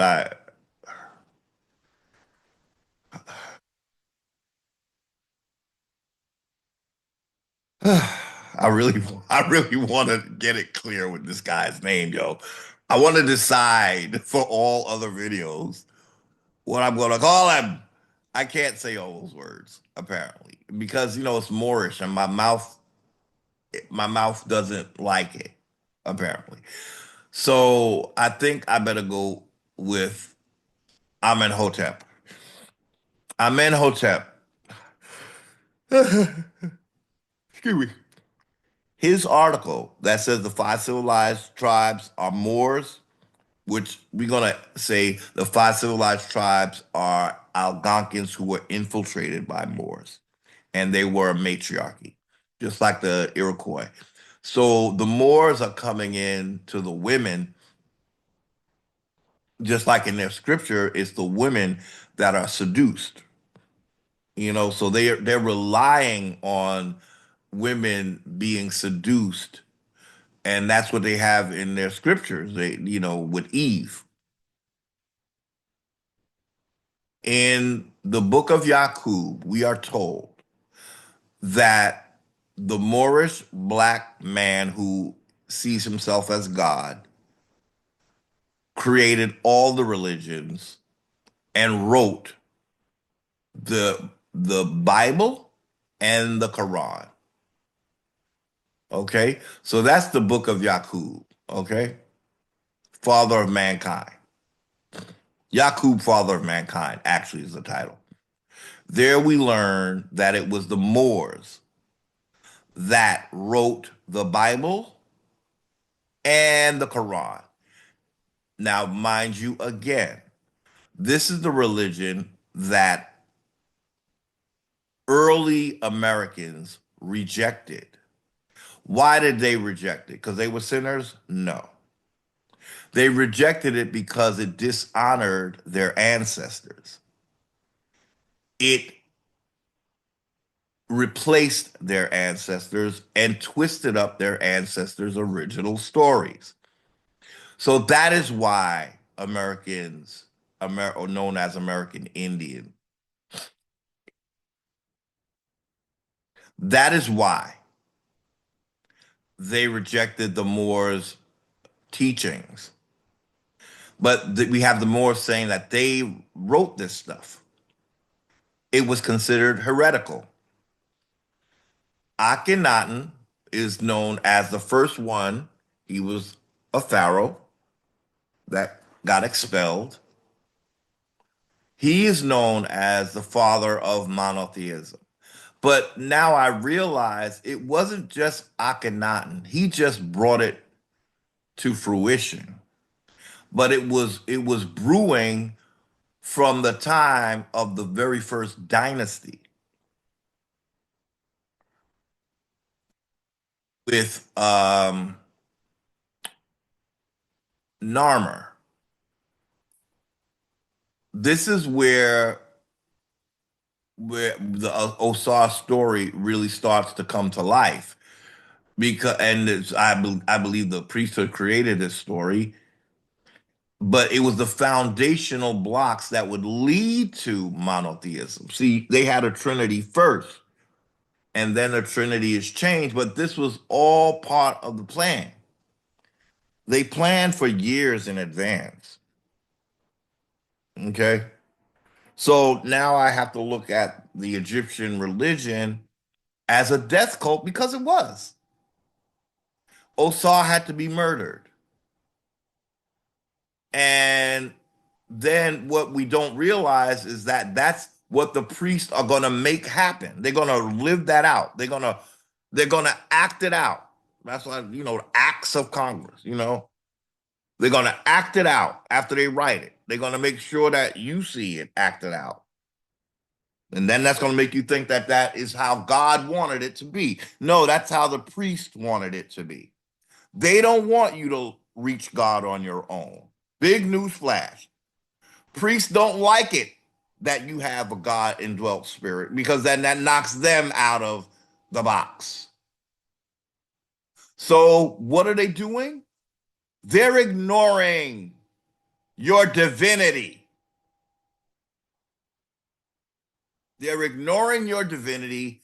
They're replacing it with a priest. He's going to start giving you narratives that make you dependent. So let's read this. Pastor Haru has done stepped in the house again. I try to lock that Negro out. He keep banging down every time I try to talk. He show up. Meanwhile, saying that he don't believe in priests. American Indian sovereignty. Now you see it, now you don't. We're just going to read the first part of this because I read it again today and it's the gift that keeps on giving. I'm going to have to write this dude again, but Dorico, we exchanged emails. And, I was letting him know, actually at the time I was telling him about Anna because why did I reach out to him and talk to him about Anna von Reitz is because Peter Dorico, he kind of sees the United Nations as the solution, whereas Anna, she doesn't see it. She's the exact opposite. She knows that the United Nations is a corporation just like the federal government is, and she knows that that's a sea jurisdiction. So Anna, she's valuable. She is running a bit counter to our Indian goals and objectives if we ever get them, if we ever own them. In terms of, I don't think Anna has spoken to the fact that the Bill of Rights is in a territorial constitution. So that's a major issue. And I think Anna may overlook the fact that this all started in Algonquin territory. So the laws that she's speaking about, they came from like she's in Alaska and she refers to Indians, the Navajo, but the Navajo they're not the Indians that were party to the original agreement. It was only the East Coast Indians, but those were the Iroquois stepped forth, superseded the Algonquin that the British met here to become the only Indians that are referred to or given credit for the system. That's all over Algonquin land. Now, the Iroquois didn't have a lot of land to give the British, but the Iroquois helped the British to take over Algonquin land. So matrilineals, when your book says, "Let the curse fall upon me," you guys said that. As matriarchs, you guys are acting that out because you're helping to steal a birthright. You are being Rebecca. But I'm telling you, you can come up out of that by getting right. What does getting right mean?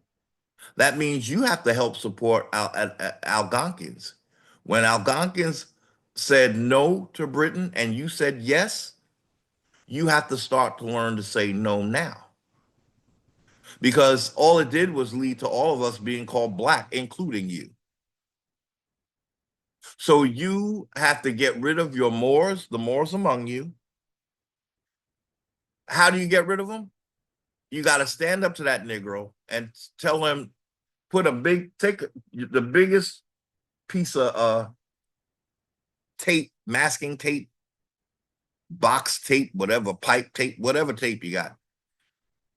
Tape that Negro's mouth shut and say, from henceforth, we're not interested in your history.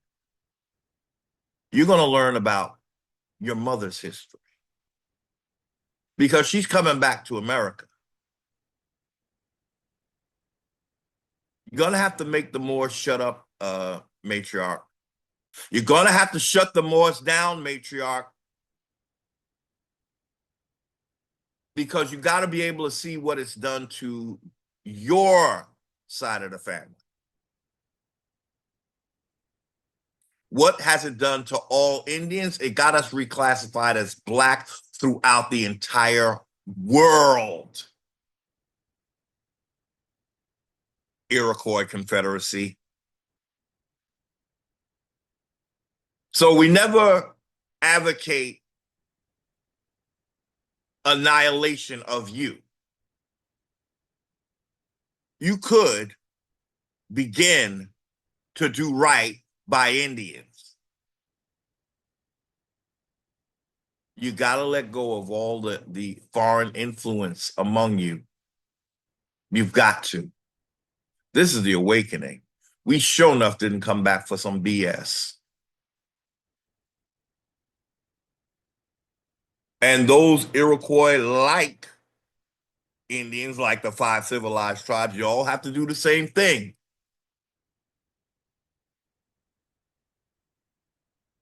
There wasn't all this fighting that colonizer is telling you. We only started fighting when he appeared because we were all speaking Algonquin. He knew that he had to start somehow creating new languages to make it appear that we were different Indians. We were all Algonquin because Algonquin is the oldest language, meaning the further back you go, we was all talking the same language. So let's read this article. So this text was presented at the inaugural lecture in the American Indian Civics Project at Humboldt State University in Arcata, California, USA, on October 24th, 1997. This man been telling this story since 1997. Sponsored by the HSU Center for Indian Community Development. Copyright 1997 by Peter DeRico. Okay, adaptations of this lecture appear in the following publications. You can read that for yourself. Sovereignty. Okay, Peter DeRico is of the Legal Studies Department at the University of Massachusetts, Amherst. Sovereignty is an especially odd phenomenon. Everyone seems to want it. Those who claim to know it all tell us that sovereignty is just what we have, although some may have more of it than others. It seems to have been around for as long as anyone can remember.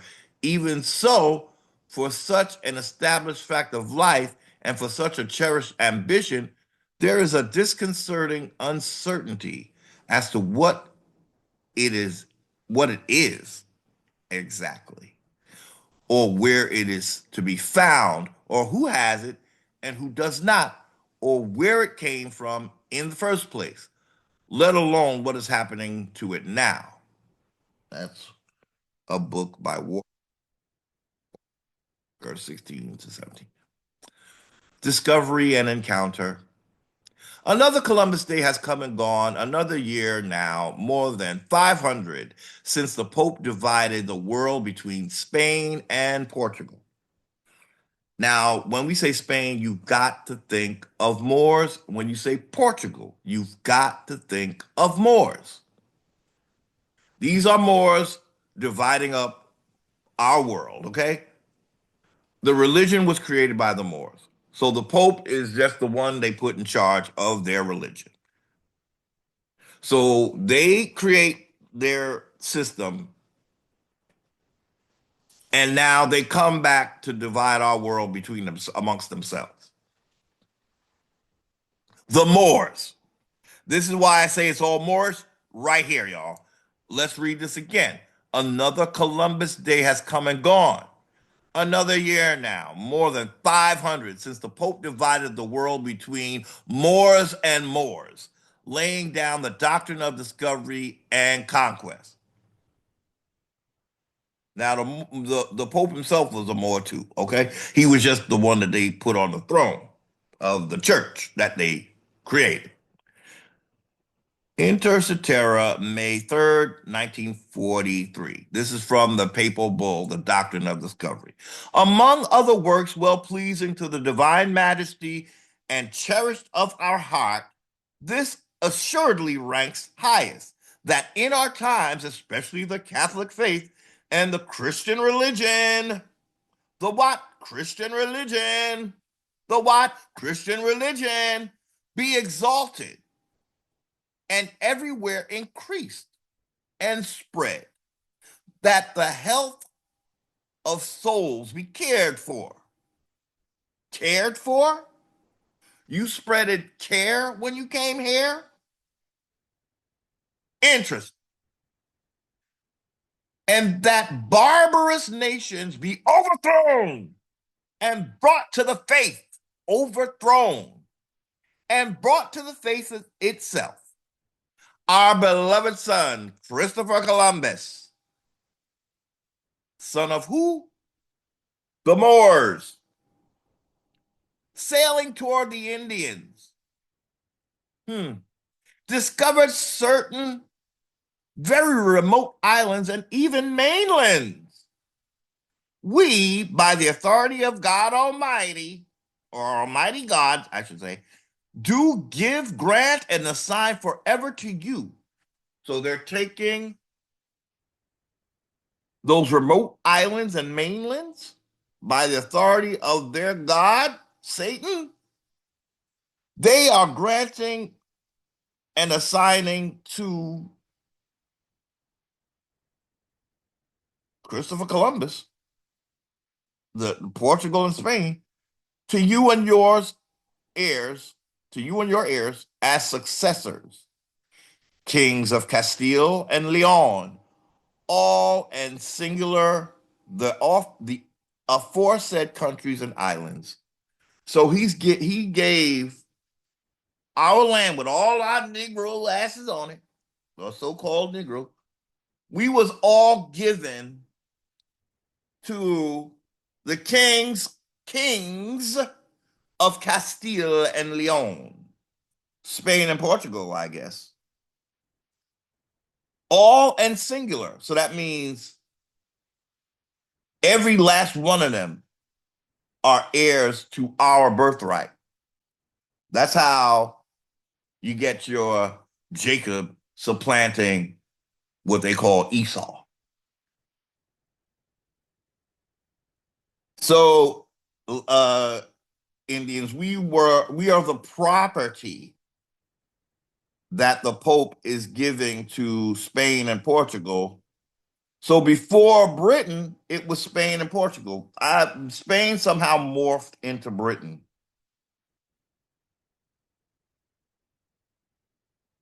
They were because they had the Anglo. They appeared to be Caucasian, so I think that's why they ended up being the face of Spain and Portugal.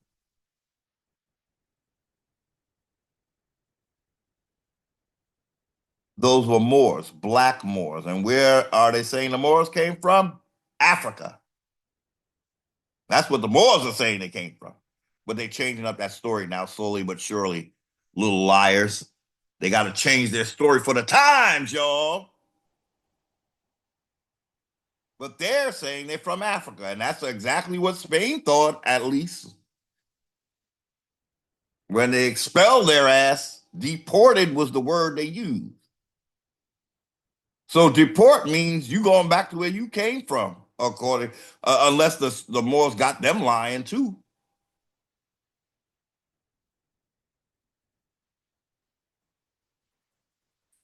An earlier papal bull had declared the legitimacy of Christian domination over pagans, sanctifying enslavement and expropriation of property. So even before 1493, they had something in 1455 that was even worse. Romanus Pontifex, January 8th, 1455, we bestow suitable favors and special graces of those Catholic kings and princes, athletes and intrepid champions of the Christian faith, to invade, search out, capture, vanquish, and subdue all Saracens and pagans whatsoever and other enemies of Christ, wherever placed. How could you be an enemy of somebody you don't know? Wherever placed, to reduce their persons to perpetual slavery. This must be the what they call dumb, what do they call it? Dumb diverses, because it's about perpetual slavery. So this one, so they do like a little layer cake. So they don't talk about the slavery in this one, but they all have it in their mind from 1455, because that's exactly what they keep calling us, right? Indentures, slaves, all because they said we was enemies to their Christ. So they before they even introduced us to Christ, we were enemies. How can I be an enemy when I'm just meeting him for the first time with you? And you are not treating me like you say Jesus would. Because there is no Jesus, y'all. It's just them doing what they want to do in the name of someone else. That's the other thing. When you have a replacement, so you get to do something horrible, but say you did it for somebody else. That's the problem with sacrificial lambs, y'all. That's the problem with sacrifice. So it's not just that you're going to have a sacrificial lamb, but that thing is going to be your excuse for murder. And then you're going to be talking about eating his body and drinking his blood. My God. Yeah, freaking vampires and cannibals. My God. See, this is what comes, but you don't see it. It's hidden. There's a lot of death and murder going on, and then eating the body and stuff. And then they call you barbarian because they say you are eating each other, but they can eat Christ, but you can't eat each other. Well, If we heathens and devils, that I guess is a good thing that we eat each other up. You eating the good guy, so what you doing? According to y'all, he was the best, the best of the best. Why are you eating him up? Maybe we thought ours was the best of the best.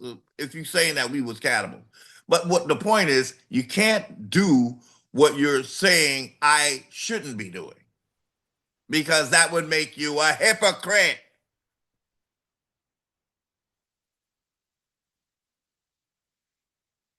So, to reduce their persons to perpetual slavery and to apply and appropriate possessions and goods and to convert them to their use and profit. So, they're going to profit off of us with our land. What does that mean? For people who were so loved by God, y'all must have not had shit. Pardon my friends.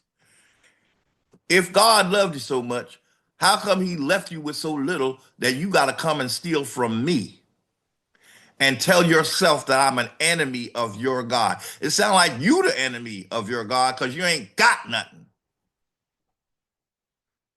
We might look at these ancient documents with amusement. Oh, I don't, trust me. Or condensation, confident in the modern view that church and state are separate. This would be a mistake. These papal bulls are part of the fabric of the United States and international law. Okay, so Indians who thought that they can go to the United Nations, you have just been told that you can't. It's the fabric of the United States and international law. International law is being shaped and molded by the United States, which is shaped and molded by the British nobility, which is shaped and molded by the Vatican. So when the Vatican repudiates this mess, all of these come down. Indians have to step up, and you're not stepping up if you're a 501c3 or trying to go by the dictates of the five civilized tribes. It's the time for the civilized tribes to sit down. It really is. It really is. As well as the Iroquois Confederacy and you too, Lenny Lenape. I know y'all Algonquin, but I'm telling y'all, you're co-signing on your southern brothers being genocided. Are you okay with that? Okay, then we're not okay with you. You can't be civilized.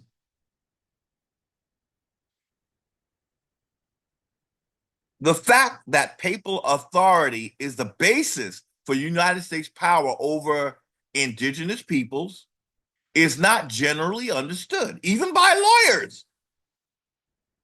By the way, it's been well over,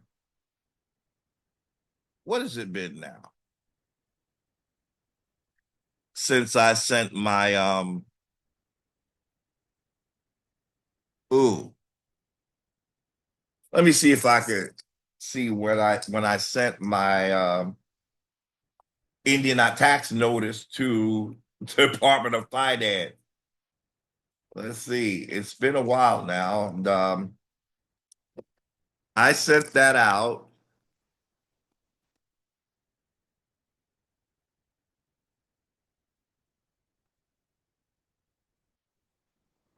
Whoa.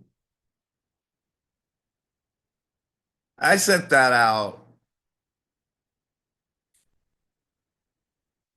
November 16th. It is now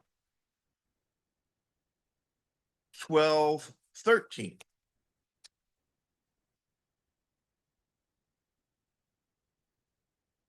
Uh okay.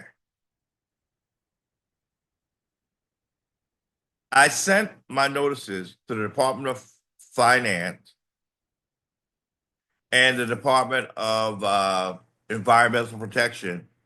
It's going on a month because because it was like, yeah, I have the date. I'm looking at my receipts right here. Registered mail. I sent it on 11/16, so they would have got it. Ooh. It says they will received by 11/16. So I sent it out on 11/16, I believe. Yeah, the date stamp is 11/16. So they got it.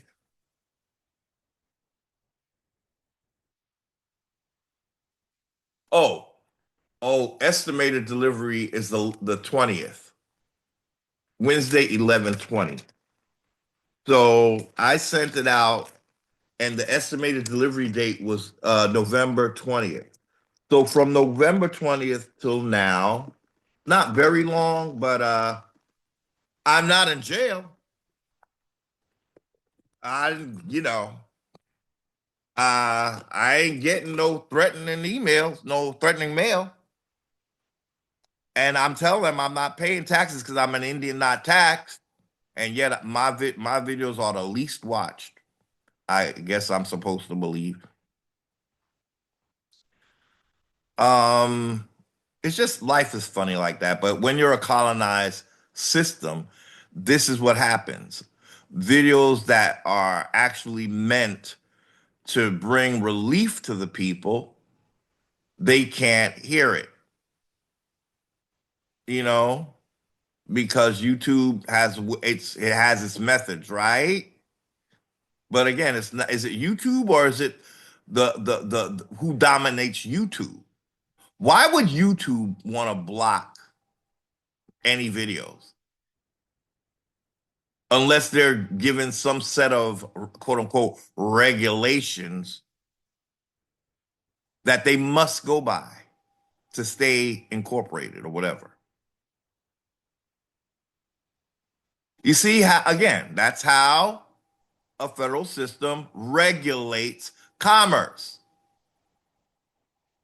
It denies certain videos and promotes others. It chooses for you the algorithms. Okay, so we got to finish this because I got to get ready to leave. But we just want to read the first part.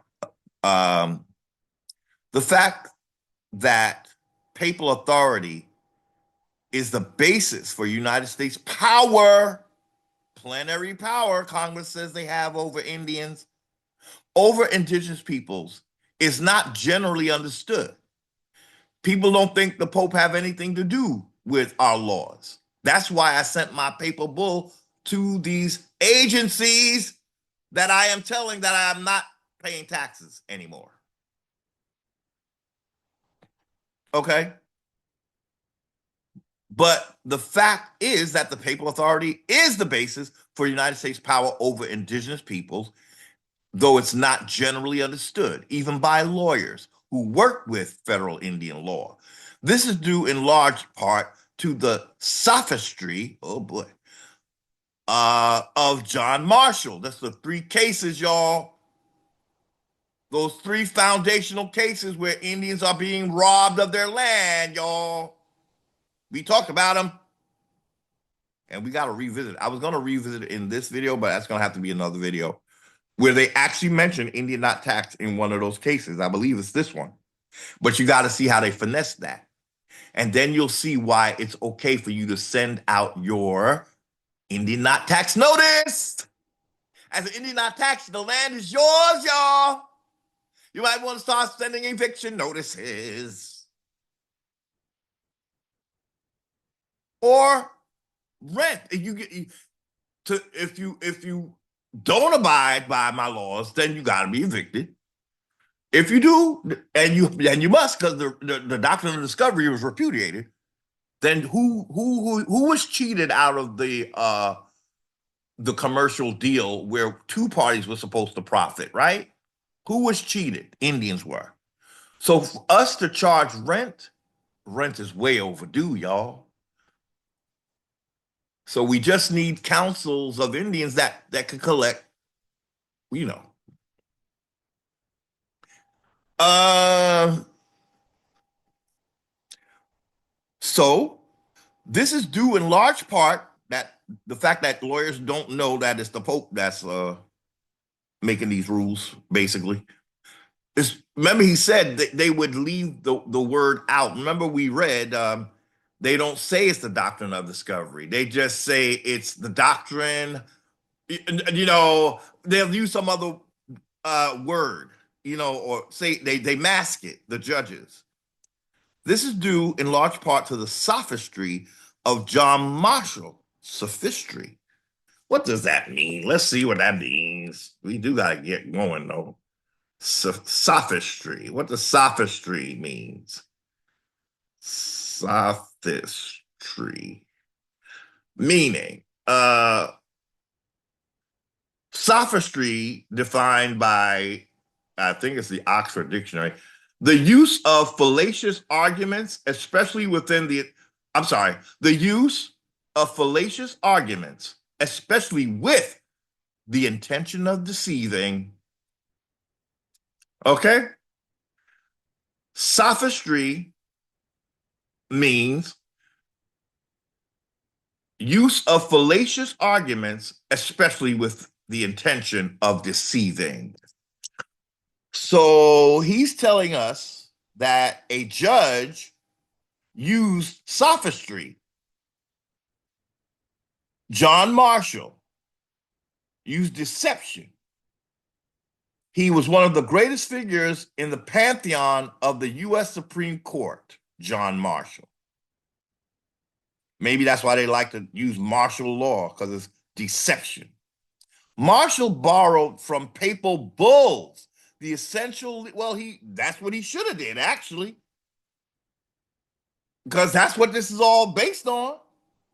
Marshall borrowed from papal bulls the essential legalisms needed for state power over indigenous people.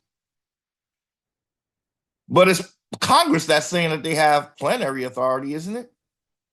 Not the state, but the state, they both work together now. They both the exact same entity these days. So he encased Christian religious premises within the rhetoric of European expansion. So he's quoting the ruling from John Marshall in Johnson versus McIntosh. We looked at this case from 1823. On the discovery of this immense continent, the great nations of Europe were eager to appropriate to themselves so much of it as they could respectively acquire. Its vast extent offered an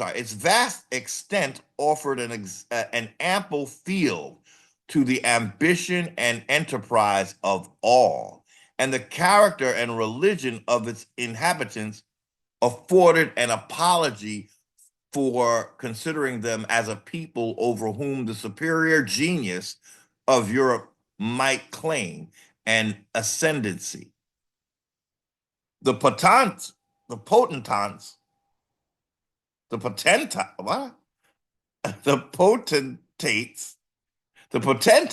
the old world found no difficulty in convincing themselves that they made ample compensation of the inhabitants of the new by bestowing on them civilization and Christianity. So they think they're compensating us. See, compensation. So in other words, me taking your land, you're being compensated by being civilized and brought Christianity. So he's weaving in again, like the writer says, the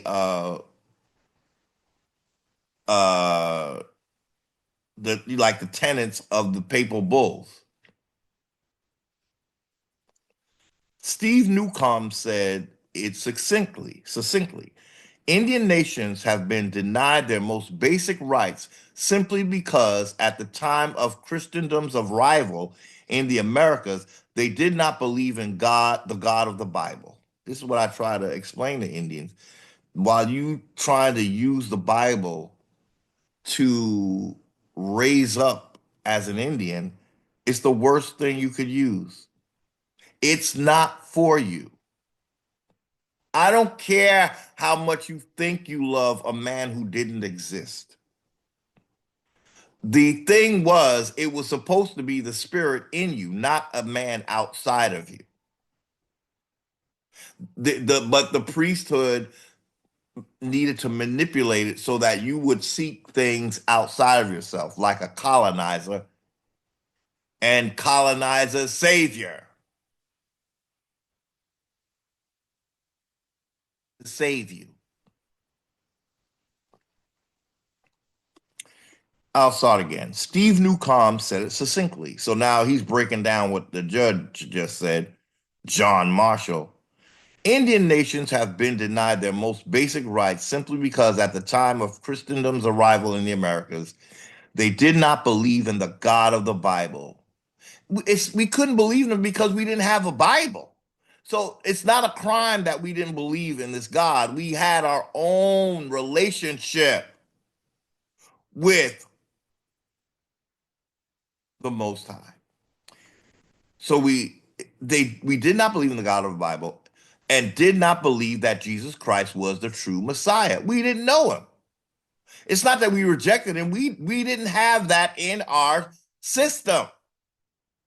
So we're not doing anything wrong, but they have to make it like it's wrong. The basis for the denial of Indian rights in federal Indian law remains as true today as it was in 1823. So the basis is that we did not believe in the God of the Bible and we didn't believe in Jesus. So all y'all that still wrapped up in Jesus, Jesus, Jesus. What you're denying is the Christ in you. That the Christ in you was given to you specifically. It wasn't some all fits one, all for one thing. It was God recognizing your divinity and placing the Christ in you. He didn't make one man outside of you for all zillions of people of the world. No, that is not even possible unless you have a bunch of murderous Christian zealots. Then it's possible.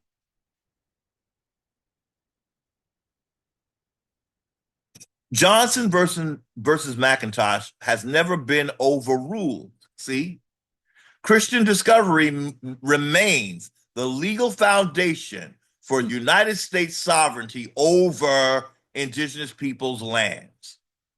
But it is concealed. They're not saying that this is from the doctrine of discovery, our legal system. As most foundations are concealed. Because Johnson versus McIntosh acts as a laundromat for religious concepts. So you're being forced to a religion that your ancestors never knew. And then you're going to talk about the ancestors like you're doing right by them by being a Christian. You're delusional. You're being delusional again. It's an affront to your ancestors. After Marshall's opinion, no lawyer or court would need to acknowledge that the land title claims in the United States law are based on a doctrine of Christian supremacy. From that time on, in law and history books, European would be substituted for Christian. So that school child and lawyer alike could speak of the age of discovery as the age of European expansion. But he's saying what it is Christian doctrine or the doctrine of discovery expansion. And Indians' heads are here for it because it's very hard to get an Indian to give up this Bible. It's very hard to get an Indian to give up this fictitious entity they call Jesus. I have to say it because the ancestors, for me to get my land back, I have to show and prove that I know what it takes to keep it.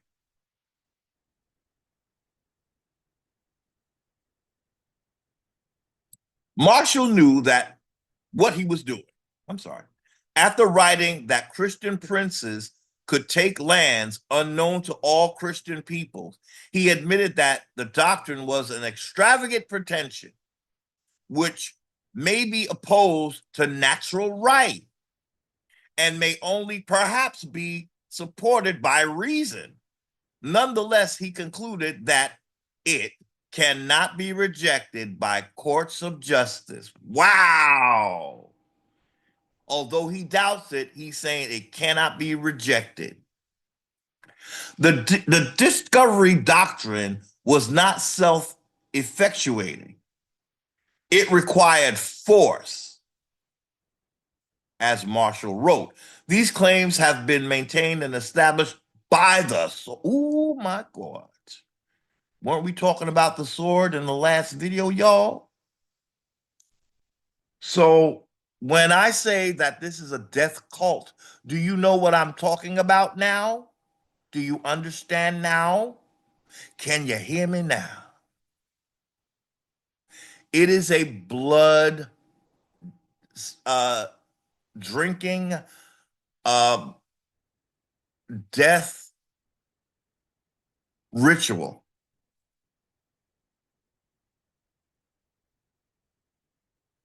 Wow.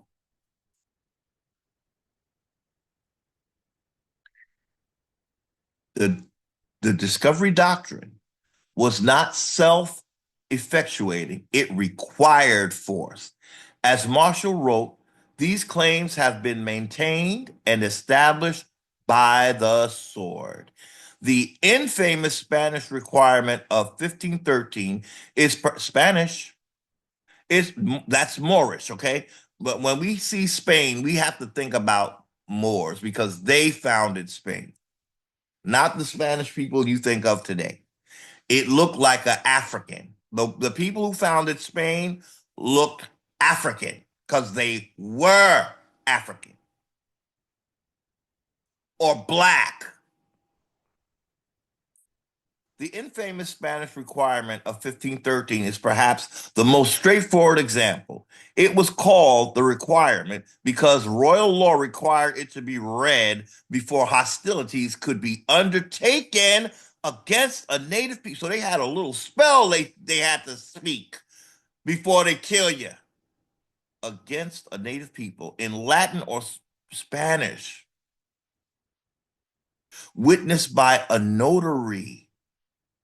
The conquistadors read, oh my God, on the part of the king, Don Fernando, and of Doña Juana, his daughter, Queen of Castile, and Leon, subduers of the barbarous nations, we, their servants, notify and make known to you, as best we can, that the Lord our God, living and eternal, created the heaven and the earth, and one man and one woman, of whom you and we and all the men of the world were and are descendants, and all those who come after us. Of all these nations, God our Lord gave charge to one man called St. Peter that he should be Lord and superior of all men in the world, that all should obey him, and that he should be the head of the whole human race, wherever men should live and under whatever law, sect, or belief they should be. And he gave him the world for his kingdom and jurisdiction. So they're saying the world was given to one St. Peter. And if you don't fall in line, oh my God. One of these pontiffs who succeeded that St. Peter as Lord of the world in the dignity and seat which I before mentioned, made donation of these isles and terra firma to the aforesaid king and queen and to their successors, our lords, with all that there are in these territories. So you just owned, y'all. You've been owned.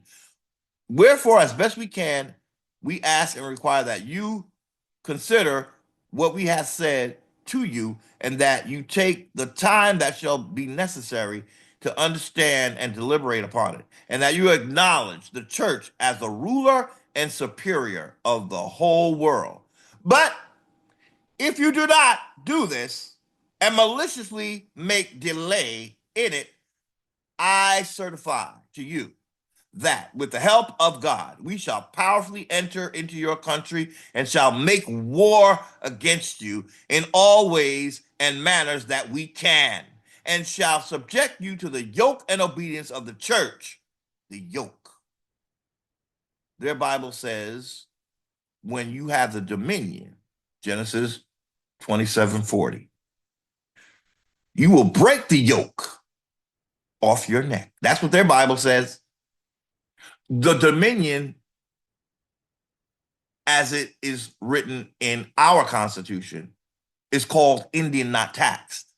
So if you're a tax exempt Indian, you still have the yoke on your neck.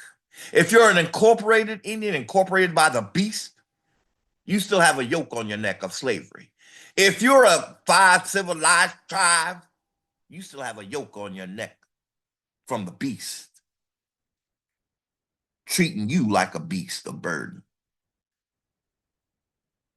So they can and shall subject you to the yoke and obedience of the church and of their highnesses.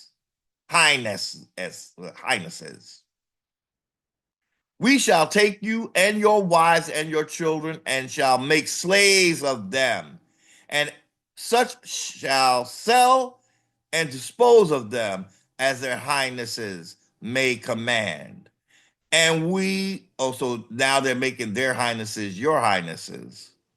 And we shall take away your goods and shall do you all the mischief and damage. So they could rape you for God, y'all, because that's what I'm seeing. I'm looking at men. I'm thinking of men right now and how they can use this to be the beast that they are choosing to be. So they could do as what they want and say it was God that told them to do it. Kill you and say it was God that do anything to you, any horrible thing, and believe that God told them. Oh my God. Ooh. Ooh. We shall take away your goods and shall do you all the mischief and damage that we can. What happened to love thy neighbor?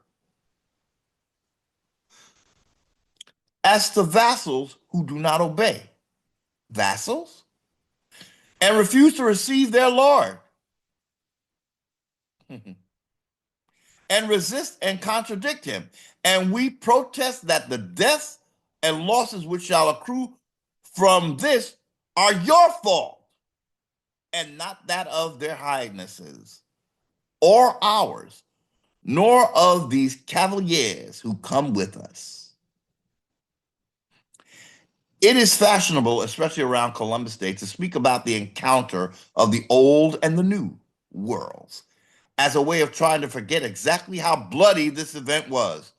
But as Michael Shapiro wrote, national societies that have thought of themselves as a fulfillment of a historical destiny could not be open to encounters.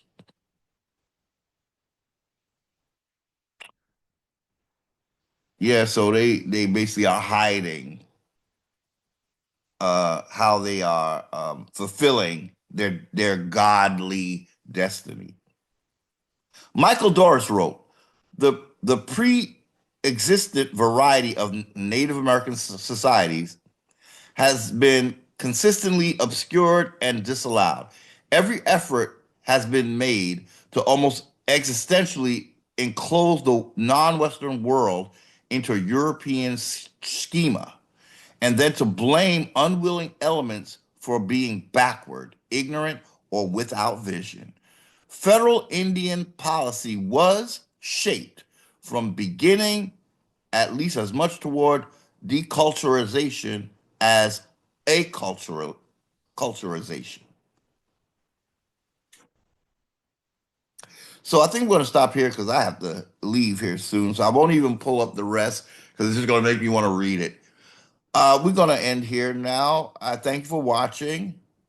If I post this video, I may not be able to title it because I'm gonna be getting ready to leave. So I don't know if I'll actually post it right now, but if I do, it will be untitled until I can get back to this. Thank you for watching. Till next time, peace, health, wealth, your land back, your identity back, all the great things. Be and stay highly favored. Thank you.